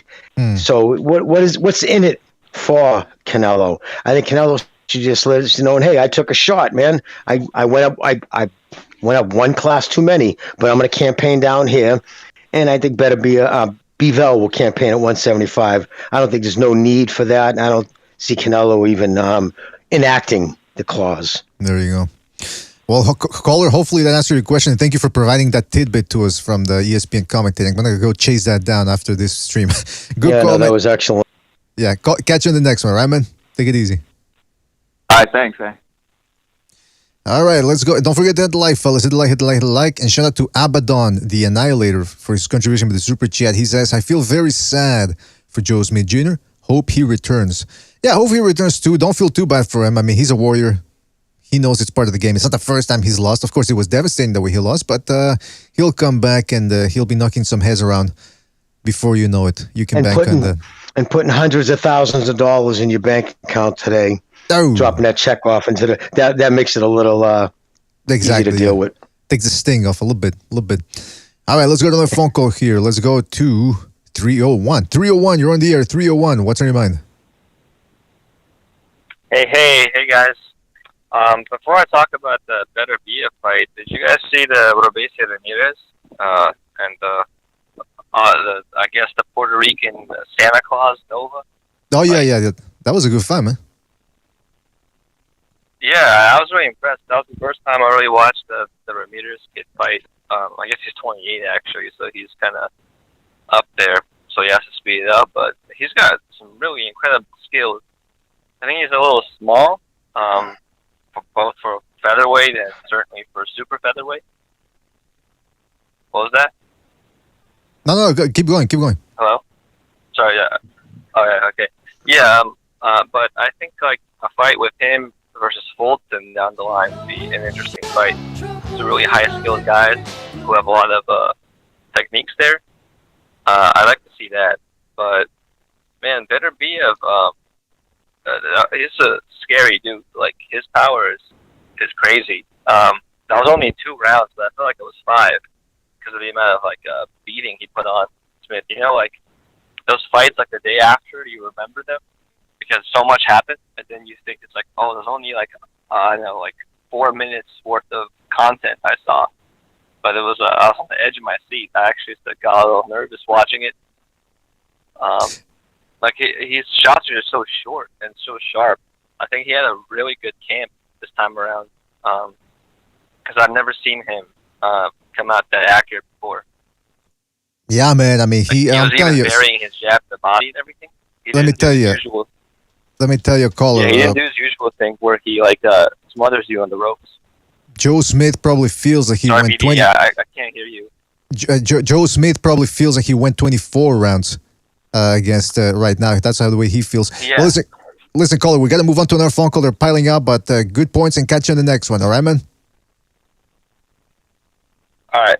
Take it easy, man. Thank you for calling. There was no feeling out last night. You know what I mean? Like there was no. And again, Beterbiev, if you look at his fights, almost always loses the first couple of rounds because he'll just give him away. He's just trying to get your timing, trying to get your rhythm down. You know, and he starts slow. Historically, he's always started slow. He was forced not to start slow. Joe Smith forced the action, forced him just to make it a firefight. Yep. And you know, we saw what happened. Walked right into that one, man. That's for sure. Let me read a couple of super chats here before we continue with the phone calls. Hold on a second. Who was it? Yeah, Mike T. He says, shout out to Mike T. He says, Andrew Ward and Haney probably clinch each other in private with baby oil. Fanboys will pay pay-per-view to see. Yeah, Mike T. Shout out to Mike T. You know, I know he's kidding around, obviously, but the joke is, there's always that old joke that if there's a fetish out there, you can imagine there's probably people out there who are into it. So it wouldn't surprise me if there's some degenerates out there who would pay for that. Shout out to Mike T for his contribution. Shout out to Jose M. Severino for his contribution with the super chat. He says, Beterbiev is a gold example of if you have a healthy life, you can tap into the real men's strength. Men fully develop at 35 to 40 years old. Interesting point. I didn't know that the 35 to 40. I always assumed that 28 was when people reach their physical peak. But skeleton, like structural wise, yes, men do get their peak strength 35 to 42 usually. And again, I say it all the time. All your best power lifters are always, world record power lifters, always guys usually in their late 30s because it just your density, your muscles become more dense, the fibers. Well, there you less go. elasticity in your tendons too. Thought he was BSing, but glad to get the confirmation on that one. Let's go to drawback is you're more susceptible to injury when your tendons start losing elasticity. Oh, okay. I got you. All right, let's go to another phone call here. Let's go to 504. 504, you're on the air. 504, what's on your mind? What's going on? Can you hear me? Yes, indeed. What's on your mind? Well, I want to say first off, LDBC, we do buy fights, and we do care about, more than just black boxers. Let's go ahead and get that out the way. All right. I think, Beterbiev, I think he should be on the pound-for-pound list. I'll say this. the winner of the Beterbiev Bivol fight needs to be up there on the pound for pound list. Like that's that shouldn't even be a debate. Like these two guys, like that fight is gonna be. I mean, like I feel like Bivol is like the best of the sweet science in the 175, and then Beterbiev is the best of like the power in 175. So seeing them both go at it, like that's gonna be fireworks, man, for sure. Absolutely. Now, who would you pick in that one? I feel like I got to give the edge to Beterbiev because if he manages to, like he did with Gazdik, get around the movement, get inside, then that might be lights for Bivol because I don't think he can stand up to that power. Like it'll eventually catch up to him and he'll start slowing down, and then Beterbiev is going to start breaking him down, and then it's going to be that time. Yeah, I think that's the thing that most people are going for there. Now, let me ask you another question here before we move on. Which fight happens first? Beterbiev, Bivol, or Crawford Spence? I'm hearing, what I'm saying? I'm hearing, especially the LDBC channels, they're saying like November, like we're already getting buzz like November or something like that. The fight's gonna end up happening. So it seems pretty, and both fighters want it, and it's like the biggest fight in boxing, coming up right now. So I don't see why it wouldn't happen. Like where are they both, like you said earlier, like where are they gonna go? Why would this not happen? Like this doesn't make, what I'm saying? Like this has to happen. Well, yeah, I think hopefully. And he's right, but believe it or not, the biggest fight in boxing, Triple G Canelo will still do bigger numbers than Spence, Crawford, and pay-per-view. You know what, man? Even though they will. I think Furioso's onto something when he said Tank Davis versus Ryan Garcia would be the biggest fight in boxing. No, I'm not kidding. Maybe he's onto something. No, I know, and now I laugh because of just one's got the whole, that crowd going for him, and then the other one's got the fucking the Instagram gay crowd. So all right, but by the way, caller, mean strip. Caller, I heard the police sirens in the back. Are you still there, or? Hi, man, you so funny, bro. I'm there, bro. It's ambulance. Okay. Well, because I was gonna say, just don't sudden movements and anything like that. Keep your hands on the wheel and all that. All right. Well, listen. Anything else you want to say before we move on? Yeah, no. But I agree. I'd say for the real fight fans, I would say Spence Crawford would be the biggest fight as far as the real fight fans. But as far as like numbers and stuff, yeah, I would agree. Like Triple G, because it's Canelo. But I don't know, man. I don't feel like people are gonna be too interested in this Triple G rematch. Like they're gonna watch it, but like, come on, man. Triple G, he's past it, man. He's like, what? He's 40 years old. Like Canelo, like everybody's expecting Canelo to knock him out. Like. You know what I'm saying? Like, I don't think that's like, oh my god. I don't think people really this is the third one. I don't know. That's true. We'll see what happens, man. Crawford Spence is definitely my top 3 fights that I want to see, possibly number 1. And hopefully it happens. Keeping my fingers crossed for that one. Well, listen, we got to move on to another call. Call back next time, all right, man? Good call. All right, my guys. And I agree with you. I'd rather see Crawford Spence myself. I'm not, I would rather see G retire, but I don't buy into that Canelo's going to stop him. I don't think anybody's going to. I think Triple G's chin is just granite. I agree with you. If anything, he would just beat him, to be able to outbox him, just outwork him because of the age, but I don't think he's going to be able to stop him. Yeah, man. Official, I see you there. Let me just get through the phone calls here because they're piling up, man. So I'm going to get to you. Don't worry about it, man. Don't forget to hit the like, fellas. Hit the like. All right, listen, the phone calls are piling up, so we're going to keep it short here. Can't banter too much with you, so give us your thoughts on the fight. What's next? Who would you pick between Beterbiev, Bivol? And which fight do you think happens first, Beterbiev, Bivol, or Crawford Spence? All right, let's go to another phone call here. Let's go to 310. 310, you're on the air. 310, what's on your mind? Boom, guy. Representing LDBC. Shout out to my LDBC affiliate. What's up, man? Back LDBC members. What's going on, man? Well, finally, the LDBC people are calling in. Beterbiev went in there and handled business. I think he obviously took care of business more than Bivol did against Joe Smith Jr. So I definitely favor Beterbiev against Bivol. Even though Bivol is more technical, Beterbiev just have that just power that will overwhelm Bivol. And Bivol is one of the smaller, light heavyweights at that division. So, but other than that, I think the biggest fight is definitely Crawford and Spence, because those are just two great guys. It's for legacy. Finally it's a history. They've been waiting for that fight. But the biggest moneymaker is obviously Tank Davis, because if he can do Tank Davis and Ryan Garcia, because if he can have a dance partner like Rolly and have a successful pay-per-view fight with Ryan in there, I think that's all over the place. That's right. But that's all I had to say. Oh yeah, and this fight had nothing to do with Devin Haney. Why you stop commenting on Devin Haney? He's undisputed. He's celebrating. Every fight that happens is like, oh, we didn't see any clinching. Come on, man.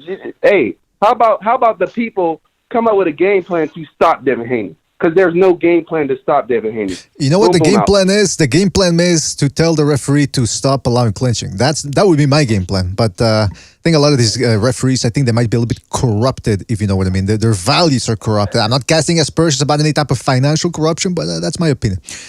All right, let's go to another phone call here. Let's go to 661. 661, you're on the air. 661, what's on your mind? What's up, BDA? Thank you for taking my call. I don't want to take up too much of your time. I just want to say, those last two callers reminded me. I just want to say shout out to all the BDA callers in the Discord, people who call into BDA with an iPhone or an Android, but you hate China. You pay a bill every month and you support China. I appreciate that. Chinese people are, like, for the people out there watching, I don't know, BDA is worldwide. If you're in Mexico, UK, Africa, wherever you're watching from, if you guys want to look up it as a strong example, don't look at the USA, just look at China. They're leading in academics. They're the wealthiest. They run the planet, really. They run the planet so much that you guys hate them, yet you still put money in their pocket. Just saying, shout out to y'all. MMA. And Fighter Spirit. They do score. I'm sorry, Fighter Spirit. They do score well. Their students do well, but their country doesn't have the best in academics. That's why they send all their kids here to Harvard and whatnot. That's why no. Here to school. Their country does have the best academics. Beijing, the university. They don't have any. The universities don't come. Okay. No, Jimmy. Jimmy, I'm telling you, I'm not arguing. Why do they come here then? It's not even an argument. The best colleges and universities in the United States. That's why they come here, dude. No, that's why Harvard's actually. That's how Harvard's actually racist against them. They're not even allowing. It's not in America. America is selling it all type. It's in China. That's all I wanted to say. That's all. All right, Fighter Spirit. Yeah. Yeah, that's all I wanted to say. Just like I have the most proof that they never went to space on the entire Earth. I have the most proof on the entire Earth. But interesting. They ignored it. Just like everything I showed on Second Renaissance, most of these scumbags and cockroaches ignored it because they rather worship people who look like them. Peace be there. All right. Fighter Spirit bringing in the Sunday heat, man. I always appreciate it. Shout out to Fighter Spirit, and he's got the most proof. Yeah, and I think he made a good point. You're using Android phones and all that. That's China right there, man. China. Yeah, and I'm not sticking up for university. I can't stand the colleges. I think they should all be burnt to the ground here in this country. I just want to state that. Indoctrination centers they become now. They're not centers of learning. A little Chinese culture right there for everybody. All right, let's go to another phone call here. They're piling up. Let's go to... Oh, hey, Fighter Spirit, you still in the air, man? Okay, no, he left. All right, 650, you're on the air, 650. What's on your mind?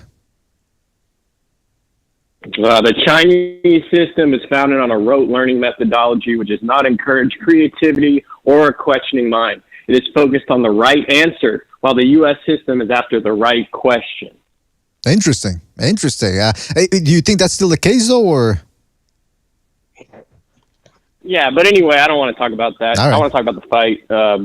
I picked Joe Smith to win. I was wrong. I'm not surprised. I respect Beterbiev after the fight when they asked him, like, oh, how did you get him out of there so quickly? Beterbiev said, oh, I just hit him first. Like, they both were aware that probably whoever got hit first was probably going to win that fight. So I respect that from Beterbiev. And then the second thing is, don't bring up Haney, like the last caller. I've been watching a couple last boxing events at my friend's house who has like a theater, and he has like a bunch of people. Most of them are casuals. And we watched Haney Kambosos, and man, I don't think most of them wanted to watch boxing ever again. And I told them, yo, let's come back and let's watch Beterbiev Joe Smith. So we all got together last night, and all of them loved it, and all of them want to continue watching boxing. But Haney Kambosos turned them away. Yeah, you know what, man, caller? I mean, this is a boxing show. We compare fighters' performances, especially when they're pound for pound. So I don't understand what the problem is. I mean, I guess they don't want us to compare fighters to anybody to anybody. They just want us to talk about the fights as if they're taking place in a vacuum, and that's it. Yeah, if it hurts their agenda, then they don't. We're not allowed to talk about it. There you go, man. Anything else you want to say, caller? Fuck that Triple G Canelo fight, like everyone else says. Yeah, that's it. I appreciate the sentiment. I don't appreciate the point amount, but all right, take it easy, man. Thank you for calling in. All right, keep the salty language to a minimum, please. It is a Sunday. Let's go to another phone call here. Let's go to 860. 860, you're on the air. 860, what's on your mind? Hey, what's going on, fellas? Happy Sunday to everybody. If you guys are fathers, happy Father's Day, man. Right back at you, man. I called. Right back you said what? So right back at you. Oh, yes, sir. I appreciate it. Thank you. I called in with my prediction, and I had Beterbiev in the stoppage. And I was talking to you last time, but I also predicted that I thought Joe would catch him, and he didn't even get a chance to, man. It was crazy. Yeah, man, most people expect. I mean, I expected Smith to land a couple of shots, but I mean, the way he did it was just happened so fast. This Beterbiev guy, he certainly is a dangerous man. Who would you pick between Beterbiev and Bivol?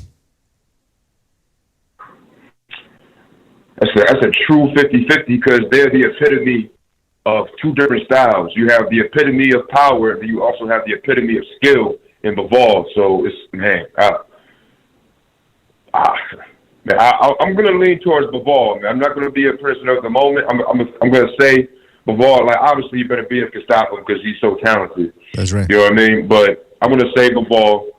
I'll lean towards Bivol. Why? Because I believe that his backwards movement will offset Beterbiev being able to set his feet and get his power shots off. And I just think that jab all night, if he can vary the power on his jab, like maybe touch him, and then really land a heavy jab just to let Beterbiev know he better not come up in there and get some respect from him, then it could really be a long night. And I do believe that Bivol is way better than Bostic was.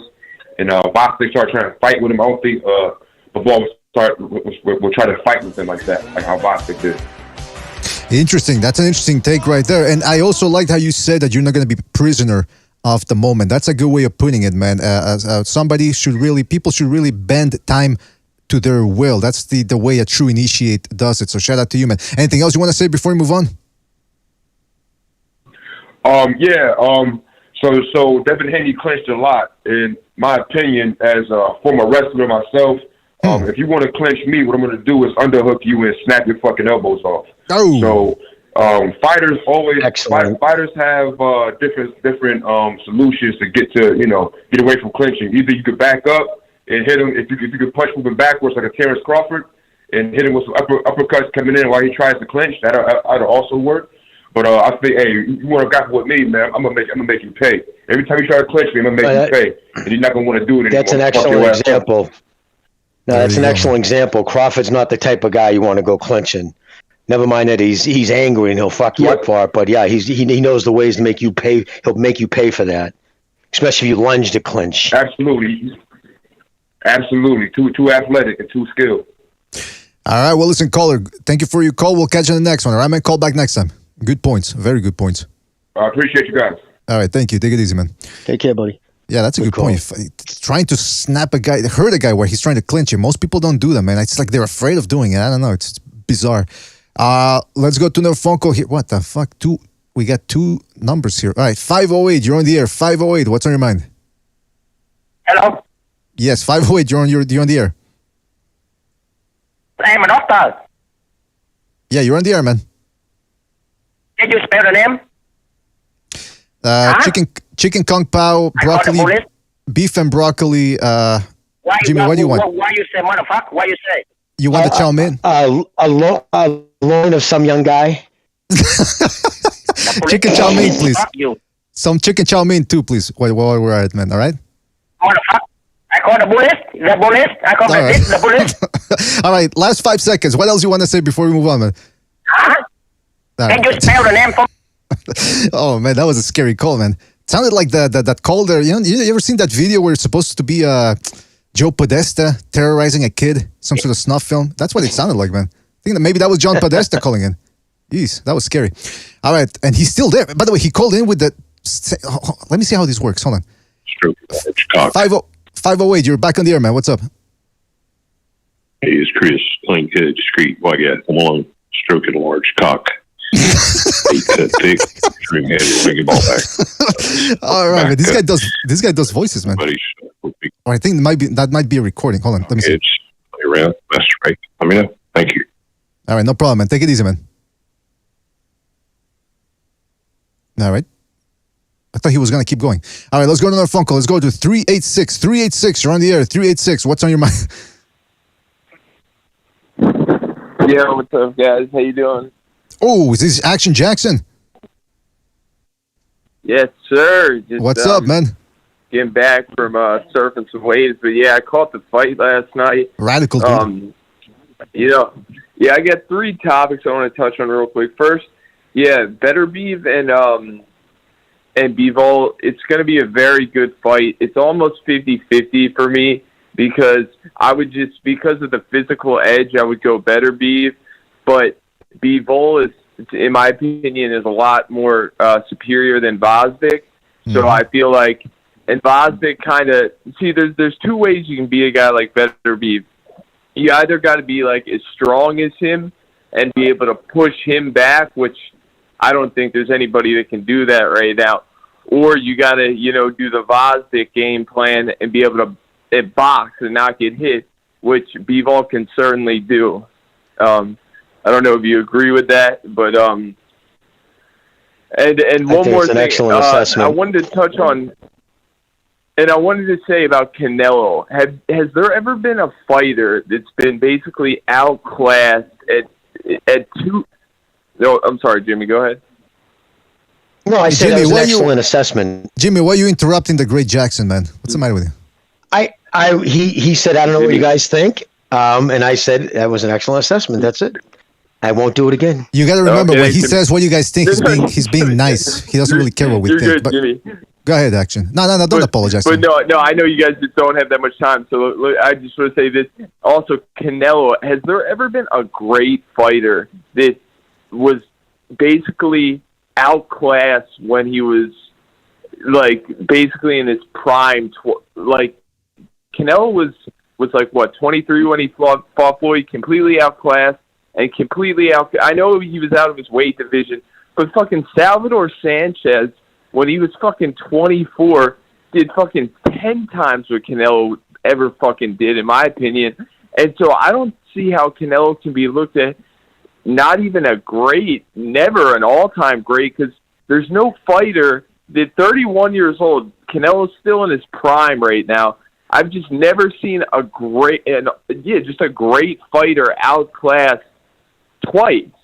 I've just never seen that happen. And let me just say one more thing to Jimmy. That Sergey Kovalev case we talked about last time, actually, it was a misdemeanor charge for a noise complaint. There was no payoff, no settlement. Kovalev was never convicted of anything, didn't touch the woman. It was a misdemeanor noise complaint. So the great Sergey Kovalev goes free.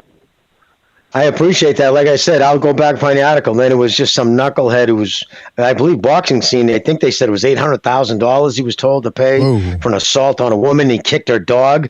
I mean, they were explicit in their description. He kicked her dog. He punched her. That was what said in the article. So I was just going off that. But then goes to show you, man. Jim, after that, I went in and I researched it because I thought you might have been right. And dude, the chick, she was full of BS. So he had it turned out to be you don't know what's out there, but what I read is he got charged with a minor misdemeanor for noise complaint. So you might be right, but who knows what's out there? It sounded suspect, but that's all I got. I know you guys got a lot of callers, so I'll let you go. Someone was trying to get paid. Good hearing from you. All right, this is turning Well, it into seems small. like it was someone trying to get paid, but you know what I mean? Yeah, this is turning into listen. This is turning into small. exactly. This is turning into small claims court or something. Like, come on, we're gonna move on. But listen, Jackson, thank you for your call, man. We'll catch you on the next one. All right, man. Good talking to you. All right, wow. so you guys, and touch upon that Canelo thing, because that's my opinion. Like, I don't think a great fighter, kind of in their prime, can ever get outclassed twice. That's But, all right, that's an guys. interesting. That's an interesting point right there. That's an interesting point. We're gonna touch up on it. All right, he hung up. All right, listen. Thank you for your call, action, and fellas, hit that like, hit the like. All right, now official. We got official. Thank you for waiting, man. We had to get through a lot of calls here, but thank you for dropping by on the StreamYard. I'll be right back. I gotta really go, man. But you guys take over, right? Be right back. Okay, BDA. Thank you. Jimmy, you guys take over, man. You and official. Can you hear me? Yeah, we can hear you, man. Hello, Jim. Oh, okay, nice. Hello, Jimmy. Hello. How are you doing? Well, let me. Okay, before I go, I'll start you off with this. Then, what do you think about what Jackson said about a Canelo not being an all-time? Is there any other all-time great that's been outclassed twice the way he has? Are you talking to me, BDA, or the caller?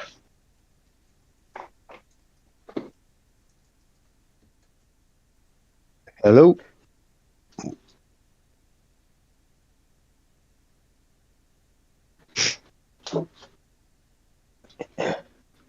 BDA, you there? We dropped. I guess BDA is already on his toilet seat. Oh. Okay. So it's just, I guess, yeah, I could barely hear him when we were checking out. Then I just didn't hear nothing. So now, did he ask, is there anybody else who's ever been outclassed? I can't really remember, but that also, there's nuances involved with that Canelo being outclassed too. Yes, he was, but he was also very green. He was young, fighting the best defensive fighter of his generation. And an excellent conditioned athlete in Mayweather. So, and at a weight that had him a little emaciated, not that it would have made a difference. It was just the levels were there. And then he also got outclassed at a weight class he shouldn't have been in. He had no business being at light heavyweight. Dude started at 140. You know what I mean? He bit off too much and chew, but, you know, hey, he was going for trying to grab lightning in a bottle, but it happens. But, I mean, have I ever seen anybody like dominate one weight, then at one like weight class and then get outshined like that? No. But then again, it's those nuances do count. What do you think? Me personally, to be honest, I mean, look, saying that he started at 140, I mean, I would personally disagree. Same with Pacquiao. I mean, okay, it was a bit different with Pacquiao because he was a minor when he started boxing, but eventually even Pacquiao became too big for his weight class.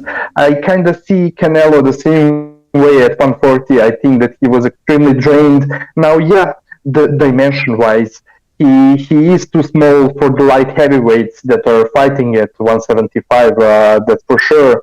But also, I think that he was weight-wise, he was always a heavy fighter.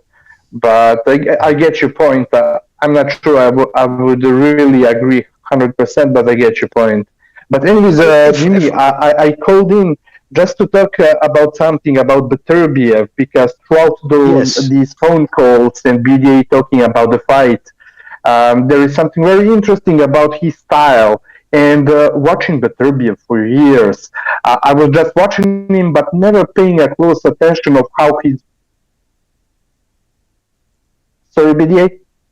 No, I didn't say anything, man. Oh, yes, okay. So about Beterbiev, I'm hearing some echo. No, just keep going, man. Just keep going. Okay. Yeah, so I wanted to say that Beterbiev style, I never really examined it close enough. Just these previous couple of days, I finally get some time to think about him and the way he fights. And look what I wrote about his style. Beterbiev's style is perfectly suited for his morphology and his physical talents. Beterbiev's style is based on closing the distance behind punches that don't seem accurate and are not necessarily designed to score or do damage, but to rather smother, pull down, and pull the opponent off balance.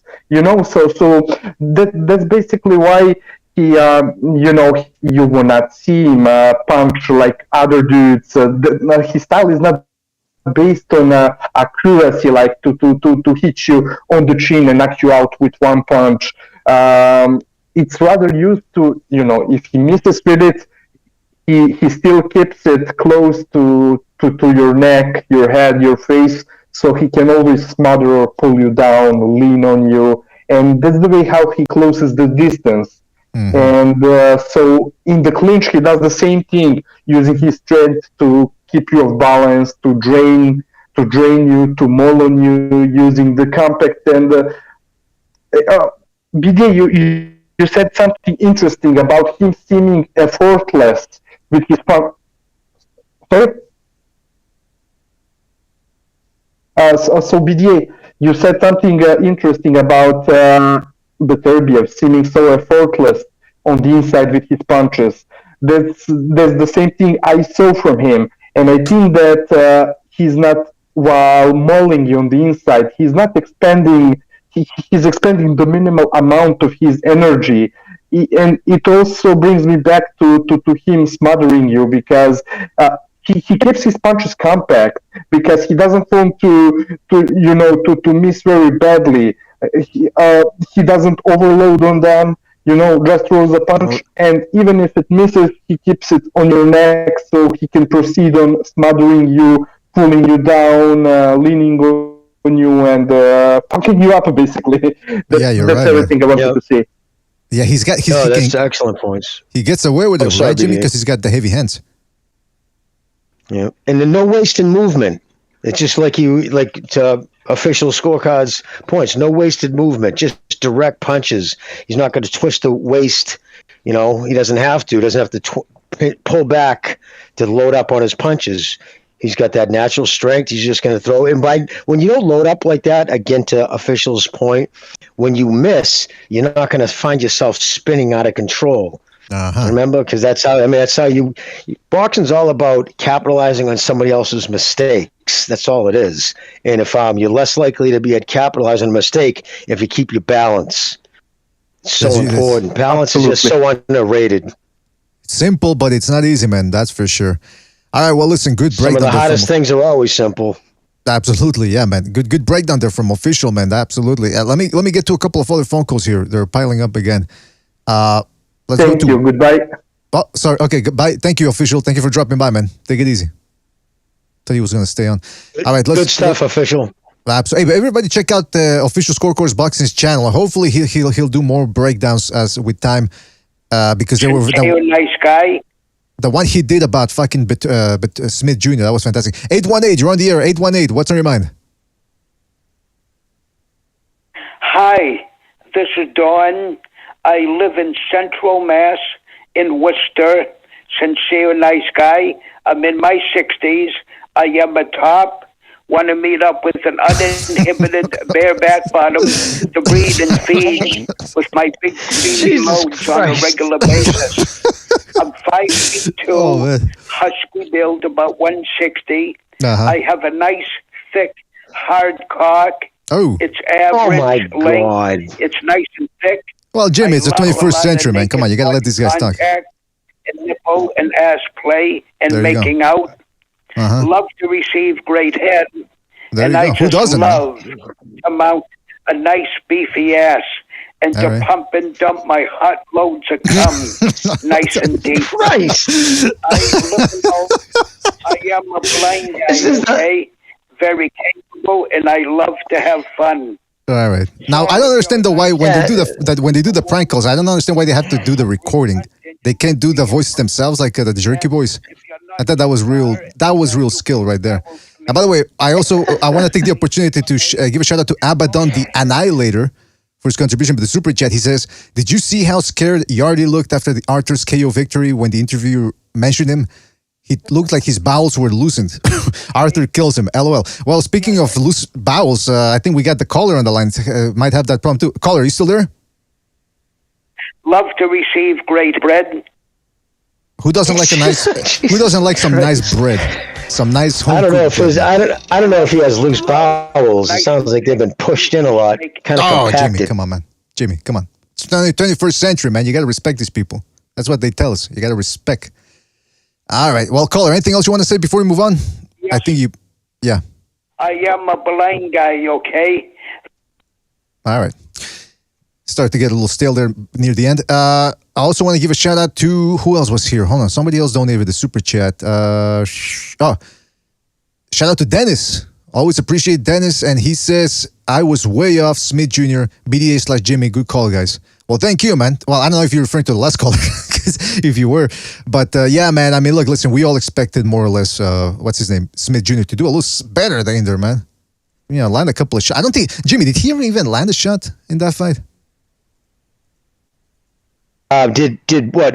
Smith land a shot? Yeah. Is that what you're saying? Yeah. Oh, yeah, no, he landed a couple on him. He landed actually a pretty decent one, I thought, in the first round.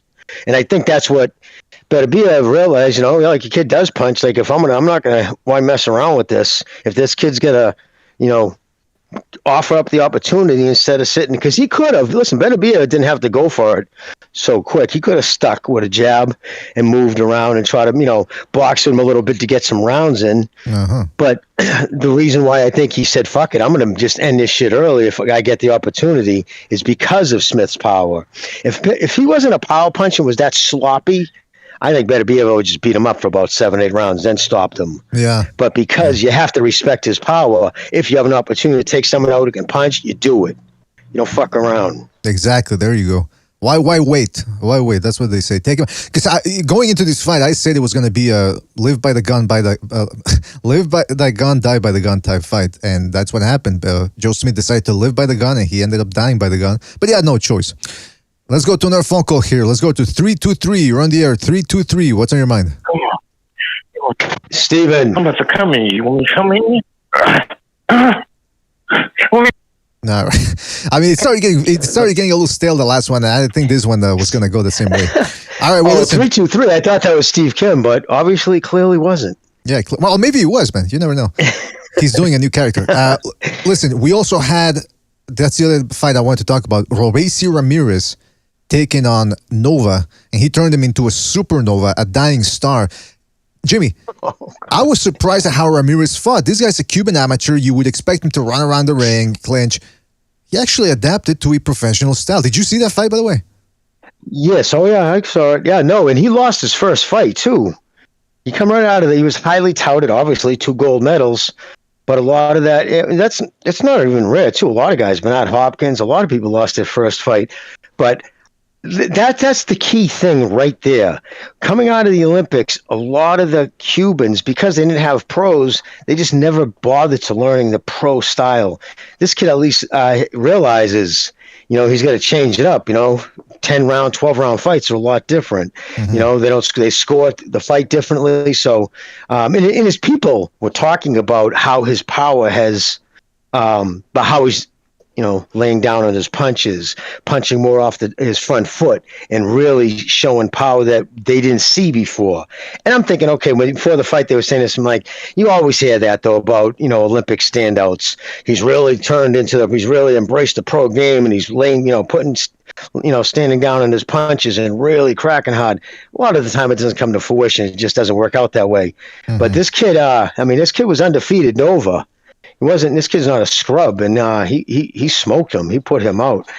I just hope that kid paid for his mascot before he. What do you mean? I mean, I hope at least he got the money back on his mascot. He earned that. No, because that kid never has that mascot. It was just crazy. You don't usually see a guy who's not even a champ. I don't know if you ever seen that. He has a mascot. No, I didn't see that. Dressed like him. Oh yeah, he's a you would have on the sidelines of a baseball, or football game. You know, complete with the gold beard. That's what people were talking about. Okay. Yeah, but he's not washed. I mean, listen, he got caught with a good shot. So I mean, I hope this kid still, you know, it goes to show you, like one loss, yeah, you got stopped, but doesn't mean you still can't compete. I think that kid Nova, hope he doesn't get too discouraged. I think he could still compete in the game. He just has to, you got caught with a shot. But yes, that kid Ramirez, it was a nice right hand, man. He starched him. Like he was out cold before he hit the ground. That was a serious punch. Okay, now when we talk about that fight, I didn't like I was gonna say I didn't like the crazy celebration. Just real quick, before when you got a guy that hurt, I didn't like the cockiness. I didn't like the smirking over the dude down. He like kind of stood there, smirked at him, and he's celebrating up on the ropes.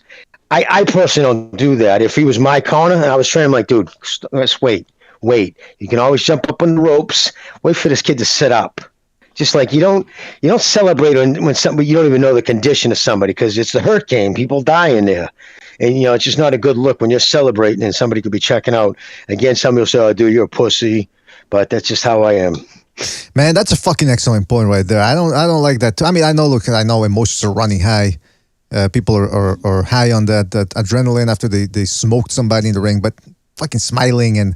The juking and the jiving, and I mean, I'm not for that. And Robeisy Ramirez looks like a guy that I'm not gonna root for anytime soon. But I appreciated the fact that he adapted to that professional style and actually decided to open up and go for it. I got to tell you though, another thing I had a gripe against the ESPN commentary. Maybe I'm getting biased here because so many people mad them on the Discord, but. These guys, I mean, first of all, they're talking about the fight is close. It wasn't really that close, number one. They keep talking about how Nova's doing this and Robeisy Ramirez isn't doing what he's supposed to, blah, blah, blah. Then they bring up the Shakur Stevenson fight, the amateur fight, that Ramirez beat him and the amateurs made him cry. And then they go, I think it was Tessitore or one of those guys said, now look at Shakur now, soaring to the pound-for-pound ranks. And then Tim Bradley or somebody else goes, you beat him in 2016, that's cute. Why you? It just seems so out of place of trying to big up Shakur Stevenson, and it reminded me of the ESP, the HBO days. Jimmy, it reminded me of the latter days of HBO when Kovalev would fight and they would have to bring in Andre Ward and suck his dick. And look at what Andre did. They would call him by his first name, by the way. Look at what Andre did to him. It's like, man. I mean, I'm telling you this. Hey, listen. At least they didn't make fun of a dead guy this time, like they did last week. But it was still bad.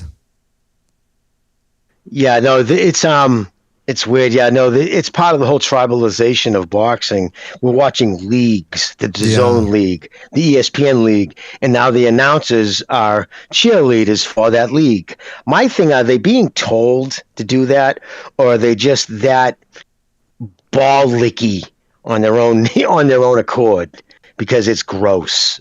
Yeah, I think they're being told to do that. I think it was Thunder that was talking about that. Yeah, they're probably giving that directive. It's like, hey, listen, you gotta bring this guy up. We gotta, because it's a product for them. It's a brand. They're the ESPN brand, top ranked brand. Yeah. They got Shakur. They've got Haney now. They've got Beterbiev. Beterbiev is with Top Rank right now, or? Yes, but Beterbiev, after he left the PBC and Avon or whatever his name is in Montreal, broke out of that contract. He went to Top Rank. Right. They're all, I believe, is he with Aegis Klimas too? I mean, doesn't he represent pretty much all the Russians over there? I don't know about that. I know he does. Usyk, Kovalev, the kid down at 160 that Andrade just ducked. I believe he reps him too. He does a lot of the Eastern Europeans and Russians. Aegis. Well, the point is, man, that this ESPN commentators, it was I don't know, it was if they could find a way for you to just fucking take him off the air and just leave the crowd. But then again, they probably want to justify those paychecks, so they keep him on. They're always going to keep those commentators on. It's too much talking, dude. It's a fight. Shut the fuck up and watch it. You know what I mean? Like, just shut up. A fighter commentator should commentate when something happens in there. If nothing's going on, you sit back and watch the fight. It's just they think they have to fill up dead air. Because if a fight's entertaining, you don't have to talk. Just let the sounds of the fight, the crowd, the love that hit in the body. That's how it is. Like, Larry Merchant, man, was the best at it. He'd go 2-3 rounds. You wouldn't say a fucking word. Because Larry knew it's, you know what I mean? Not how much you say, it's when you say it. You know what I mean? There you go. And that's why I thought he was one of the best who does it. And that's why I like Steve Kim. When he's my favorite writer, but also when he does commentary, he does it excellent because he doesn't do these fucking 3-minute soliloquies and just goes on. He just makes to the point, bang, then he's done, and then he answers a question or he'll make a salient point. It's just not the Max Kellerman to hear himself talk. Like he has little cards he's going through. Okay, I have a speech ready for this round. Get out of here with that bullshit. Yeah, they're trying to justify that paycheck. Listen, I wouldn't be surprised if during one of the next ESPN telecasts, Tim Bradley starts watching some guy beating up an elderly Asian woman in the streets, and they laugh about it. And then they gotta apologize the next segment. We apologize. That's doesn't represent the views expressed by ESPN. Blah blah blah blah blue. The other thing is they moved on fast with the fights too. They didn't. Maybe I don't know. Maybe Steve Kim talked to them for us, or maybe they actually listened to what the fans are saying, but. They moved on quickly with the fights. Two fights. They caught a lot. Yeah, they caught a lot of shit, dude, from everybody, from Steve Kim's, from the 3 Knockdown. Like every podcast, everybody was talking. Like I'm surprised that they did do it. I mean, because it's such a big company. But yeah, I think maybe somebody because Steve's friends with Joe Tessio. Like he's pretty good friends with Joe. They've known each other for a long time. I mean, I don't know. Did he talk to him on the side? Like Joe, you should talk to somebody because they did. They moved right on. Right from that, the fight. I mean, the UFC ended. They came in with that Ramirez Cuban fight and right into Beterbiev. I mean, it was only I believe 25 minutes between fights, and then it was it. So that's what we need to see. They said that the for both fighters wanted as short as a ring walk as possible, and I'm thinking, yeah, good for them, man. That's what. Listen, I'm not paying to watch Tessitore and Bradley and Kellerman pontificate. I want to see the fight. So that's what they do on the UFC. Yeah, they talk a little bit. They have to in between fights, but then it's like on to the next one, on to the next one. By the way, you called Tessitore Tessio. Are you referring to Salvatore Tessio from The Godfather? Remember when? Tom, can you get me off the hook?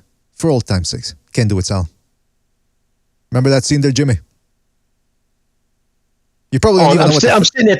I'm talking to you with the mute on. I'm laughing and talking to you. Oh yeah, no. Can you get me off for old time's sake? Not this time, Sally. That was one of the best parts of the movie. What do you think was gonna happen? Hey, Elia, let me try to kill the future boss of the family, and then they're gonna get me off. I mean, well, listen, when you're about to die, the people bargain, right? I mean, you probably heard Michael, that. It's only business. I always liked him. Yeah, I'm sure that good. That's comforting knowing that you were going to have him fucking, garroted or fucking shot in the back of the head when he walked into an empty room. Exactly. All right, let's go to another phone call here. Let's go to 661. 661, you're on the air. 661, what's on your mind? Let me read you.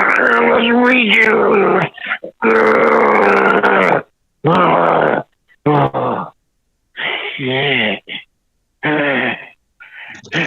There's medicine you can drink to help you push that stuff out. I gotta tell you, man. I think at least the what's the name? The Jerky Boys. They had an act. They had some jokes and something. These guys just making noises. It's like, oh yeah, that's funny, man. He's constipated as fuck there, huh? Yeah, man. Well, listen. In terms of the ESPN thing, ESPN, good for them. They moved on. I want this every fight because if this was a one-off, I'm gonna remove all the props we gave to them today, right, Jimmy? We're gonna do that. We give and we take. Yeah. Oh, yeah. Give and we take. No, absolutely. Hey, you brought up that. Just a real crazy side note on the Godfather. Do you know how powerful the mob was in the 1970s? Did you know in that movie, The Godfather, no time they ever used the word mafia? Not once. You know why? Okay. The mob literally asked for the script. They hand over to Joe Colombo. His people went through it and they circled the words that they told him they did not want used, and mafia was one of them. That's how powerful the mob was back then. They never said the word mafia in Godfather. These fucking mobsters, they're so insecure, man. Just let them do whatever they want. What do they? Hey, let me change the script. I don't want you Batman. Because they were still denying its existence, remember? No, Jimmy. Denying. Even the head of the FBI was denying it was a real thing then. You're defending everybody. You're defending everybody today. What's going on, man? Hey, I'm just, I'm a guinea, man. Got to defend. It's the one good thing we ever did. Well, it is considered one of the best movies, or if not the best movie of all time. So I suppose that goes without saying, man. what the hell is going on here? Oh, shout out to Wakanda. Oh, jeez, Luis. Wakanda Tax Collector. And he says, hold on a second, where is that comment? Can see it here. Wakandan Tax Collector. Shout out to him. And he says, Precise and Thunderdork said Joe Smith took a dive. Oh, come on. Well, first of all, I want to hear that. I haven't heard that from themselves, so I don't know if that's true. But you know what, man? Those fucking shit. I mean, the guy, you could say he fought a stupid fight, but what else was he supposed to do? I mean, he wasn't going to go in there and faint. He was just going to go forward and try to take Beterbiev out before he took him out. I mean, I didn't see a way. Yeah. Is this another joke? Did they really say? I don't think so. No, I was watching Thunderdome really say stream. He dove? I was watching Thunderdome stream. I think he's kidding around. I think that's the joke. Okay, yeah. But yeah, man, listen, fucking Beterbiev, Smith Jr. did what he had to do. But he's just, I mean, in hindsight, we all thought he was at least going to put up a good fight. Stylistically, it wasn't going to happen. He's too slow, not skilled enough. He showed us everything he had. He just shot his load early. It's actually a smart game plan. He went in for it when he was fresh and had all his power. The problem is Beterbiev still had all his power. And if the 2 times that Beterbiev has been off his feet, and they were flash knockdowns. I got to say something too, real quick. So many people today count a knockdown as being chinny. Just because you've been off your feet, it could be off balance. It could be at the top of the head, just like flash knockdown, because you just had your feet crossed up. It's how you react after you get up dictates whether you're chinny. If you don't shake it off, if you're still cloudy for 3-4 minutes later, that's when you say, like, at no time, at both times he was, if I remember correctly, got right up, but he was fine. There was no residual effects. So this crazy thing now, he's been down, he's chinny. That just because his glove has touched the fucking canvas doesn't make him a chinny dude. You know what, man? That's a good point. And that's why I like to say, when people go up with the chin thing, like, does he have a good chin? Does he have a bad? Just call it endurance. That's what I call it. Endurance. Does this guy resist punishment? And we'll leave it at that. Because, some guys get if a guy gets stunned from a punch on the temple, that's not the chin, technically. So, but we use the term chin as the all-encompassing to, can a guy take a punch? But he goes, I don't know. It's, I would say Smith has a good endurance. He just got caught on the temple, and then he couldn't push Beterbiev off of him. And I don't think most people can push Beterbiev off of him. This guy's a beast, even at 37 years old. Oh, there's nobody. Listen, if you're compromised and he's hitting you flush, there's nobody who's going to take those punches flush. That's the kind of power he has. He doesn't just hit out. He has, like a dude said on the show, his feints hurt you. So yeah, no matter anybody in boxing, I don't give a fuck, even Triple G, when somebody's hitting you that hard, cleanly, and eventually you're going to go out. Nobody's Superman, and that's the kind of power this dude has. He does have crazy power. Starting to wonder now if perhaps that halal meat has something to do with it. Maybe I should go halal every time. Just every time I eat meat, halal, halal, halal, halal, halal, halal. Because these guys, but even Khabib, he's fucking insanely strong over there at the UFC. Then you got Beterbiev. And then I think there's another Chechen in the UFC running through everybody. It is a Chechen. Yeah, the Chechenians, right? The Chechenyan death squad in the military. The Russians have been using them for decades. That's always been one, if they've had big problems all the way back in Afghanistan, everybody feared the Chechenians. Because they would just yell, they've always been very just tough people. I think, isn't it mountainous area? Maybe just tough living there. Who knows? I think it is. I think there is, man. These guys are fucking tough, that's for sure. I don't know what type of genetics they have. Some Turkish or I don't know what the heck it is. But listen, we're going to have to go. But before we do so, we still got to talk about a couple of things, though. Next week, we've got a monster card. When we got Bam Rodriguez, on the main event, by the way, taking on Sisraket Sorongvisai. Too much too soon? Jeez, I don't know, man. But Jesse Bam Rodriguez taking on Sorongvisai, that's going to be a good one. Then on the undercard, the fights on the undercard could be main events by themselves. You got MJ taking on Ronnie Rios, and then you got Julio Cesar Martinez coming back, taking on McWilliams Arroyo in what was a very good slugfest, short slugfest, the first time they fought. So they're gonna start trying to wrap things up next week. It's gonna be a fucking good one, man. We gotta do a long show. That's a good card. Absolutely, Golden man. Boy putting that one on. Golden Boy's due for a good one, though. You know. Yeah, they're due, man. Absolutely. Triple JJJ says it's our genetic code, fellas. Nothing we can do about it. Because he's Russian, I think. Is that what he's getting at? Good for you, Triple JJJ. Good for you. Rex says their bloodline is wolf. He kept putting a bunch of wolf gifs on the Discord. That was bizarre. And who else said something here? Oh, Electorazo. Electorazo says more Second Renaissance. I'm working on it, man. I've been finding it difficult to squeeze a Second Renaissance in there. Check out the video we did about the Afghan vampires over there. Check that out on Second Renaissance. It's a good little short video. It's very sensationalistic, unbelievable, but we give you the background of the vampire lore and why there might be some strange things in that Afghan desert, man. There's worse things than the Taliban there, apparently. So we'll have to watch out for that one, man. But in any event, fellas, thank you for joining us. Jimmy, anything else you want to talk about, though, before we move on? No, just looking forward to next week's fight. And that's just about it, man. Everybody be safe.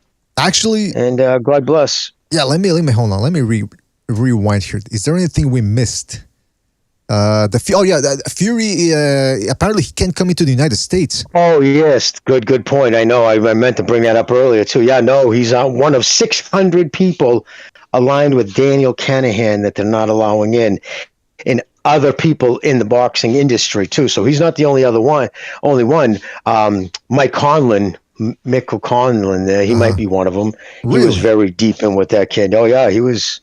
Yep. So he might. I'm just guesstimating with that too, and I think actually Ring said it too on his show because I know that Conlon there's pictures of him with him. I don't know if that's what the FBI is using. I mean, I personally, I don't like it. I think it's bullshit. I don't give a fuck how much. I don't care what this guy's father's done that they know. There's not. They have no charges against Kinahan right now. It's guilty through association. Yes, they can say we know he's doing this and that, but even in their affidavit or whatever they put out, the U.S. government even said they're looking for someone to testify against him. So he's not even been charged. I don't like it. I don't like it when I don't know. It's due process. I know he's not an American, but in this country, I think unless you're charged with a crime, how can you sit there and not only not let Kinahan in and just blackball him and freeze his money, but then as associates, anybody who's been known associated with him, clearly Fury's not moving kilos. I don't think that, you know what I mean? So right? So why the fuck is that even on that? That's punitive. That's we're just going to fuck with them. I don't know, maybe they're hoping one of these guys will give them up because, I need to get back in the United States. I'll give them up so I can get immunity, come in. I don't know, but I don't like it. I think it's dirty fucking politics, but it doesn't surprise me the way this government's been.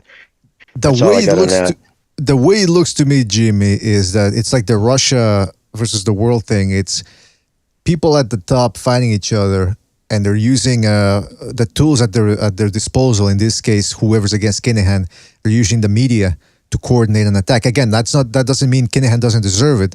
But what I'm saying is, it's two sides that are bad. And because again, whenever you see so many people in the mainstream media going after one guy, I have to step back and go, what's the agenda here? Again, not saying Kinahan doesn't deserve it, but then you also wonder, why are they going after him, but they're not going after other people that are just as bad, if not worse than him? That's just something I'm asking. But again, he's never been even charged with the crime, never been found guilty of one. So you're just literally coming down on this guy because of who his father is until you convict him of something. I don't like it. I don't like it.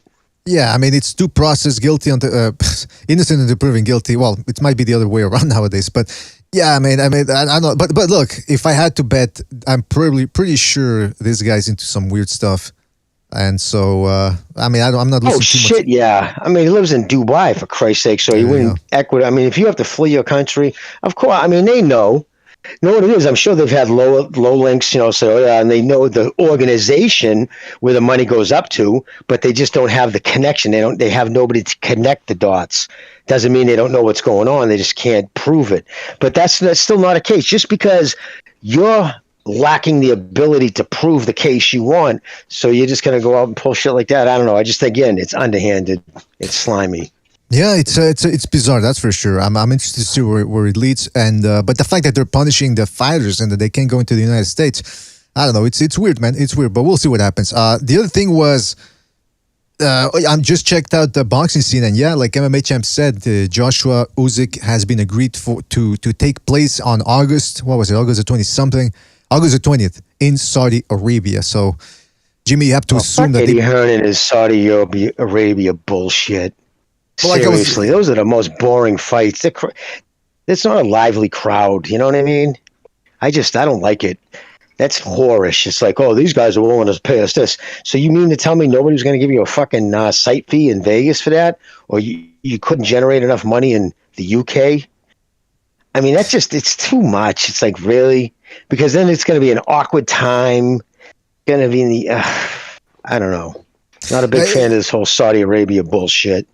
Yeah, I mean, it's money talks, man, and these guys offer up money that rivals Vegas. But like you said, the crowd we're certainly not going to get a UK crowd, man. That's for sure. There's some of the most lively people out there. It seems like every fight. There'll be no singing.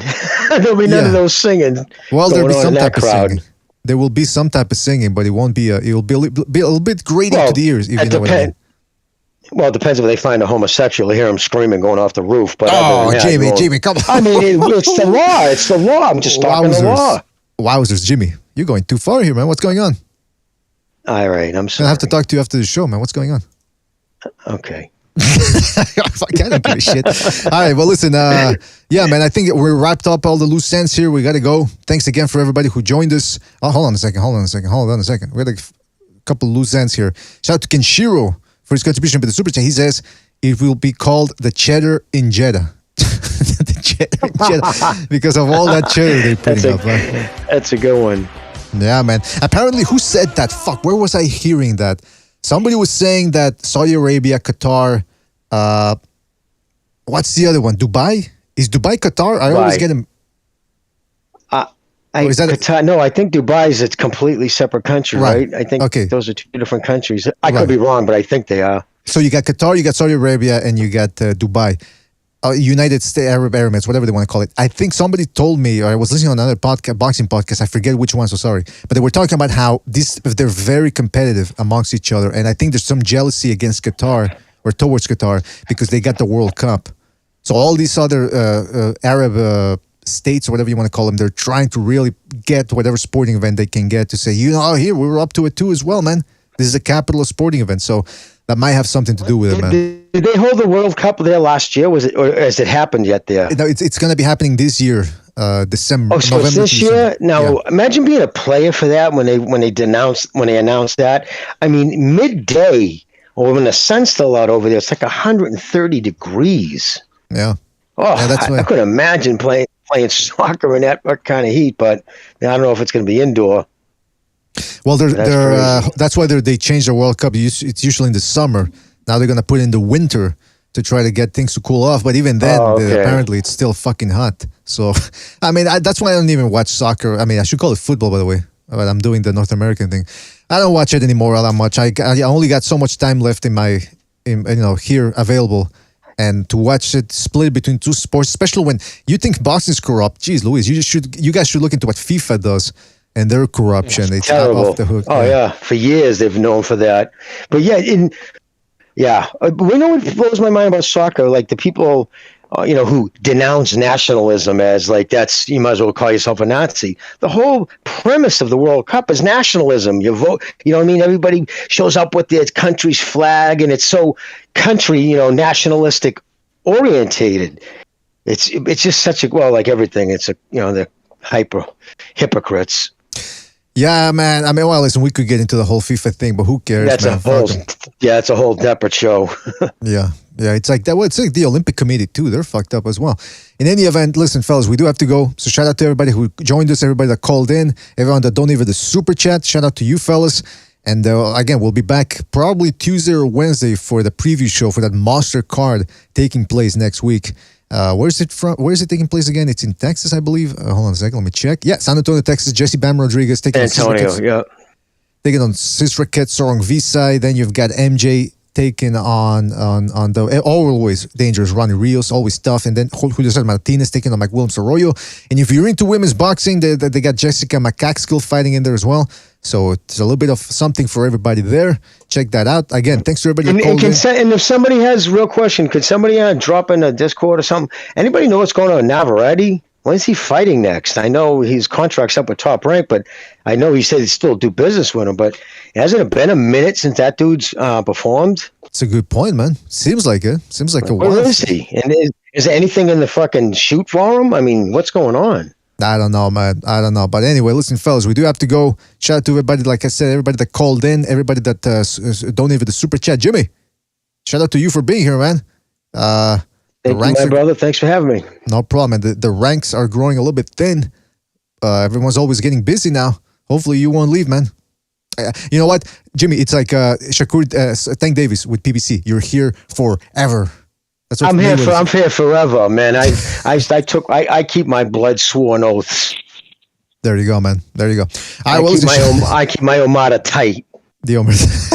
All right, well, shout out to everybody, man. Catch you on the next one. Take it easy. Thanks for watching, and take it easy out there, fellas. Don't forget to hit the like on the way out. Hit the like. Take it easy, fellas. Thanks for watching. Ooh. I'm sorry. I don't mean to offend you. I'm disappointed in every one of you. I kiss you on the mouth. No, I'm not cool with that. I'm sorry. One more time. I'm disappointed in every one of you. I mean, I'm dealing with degenerate animals.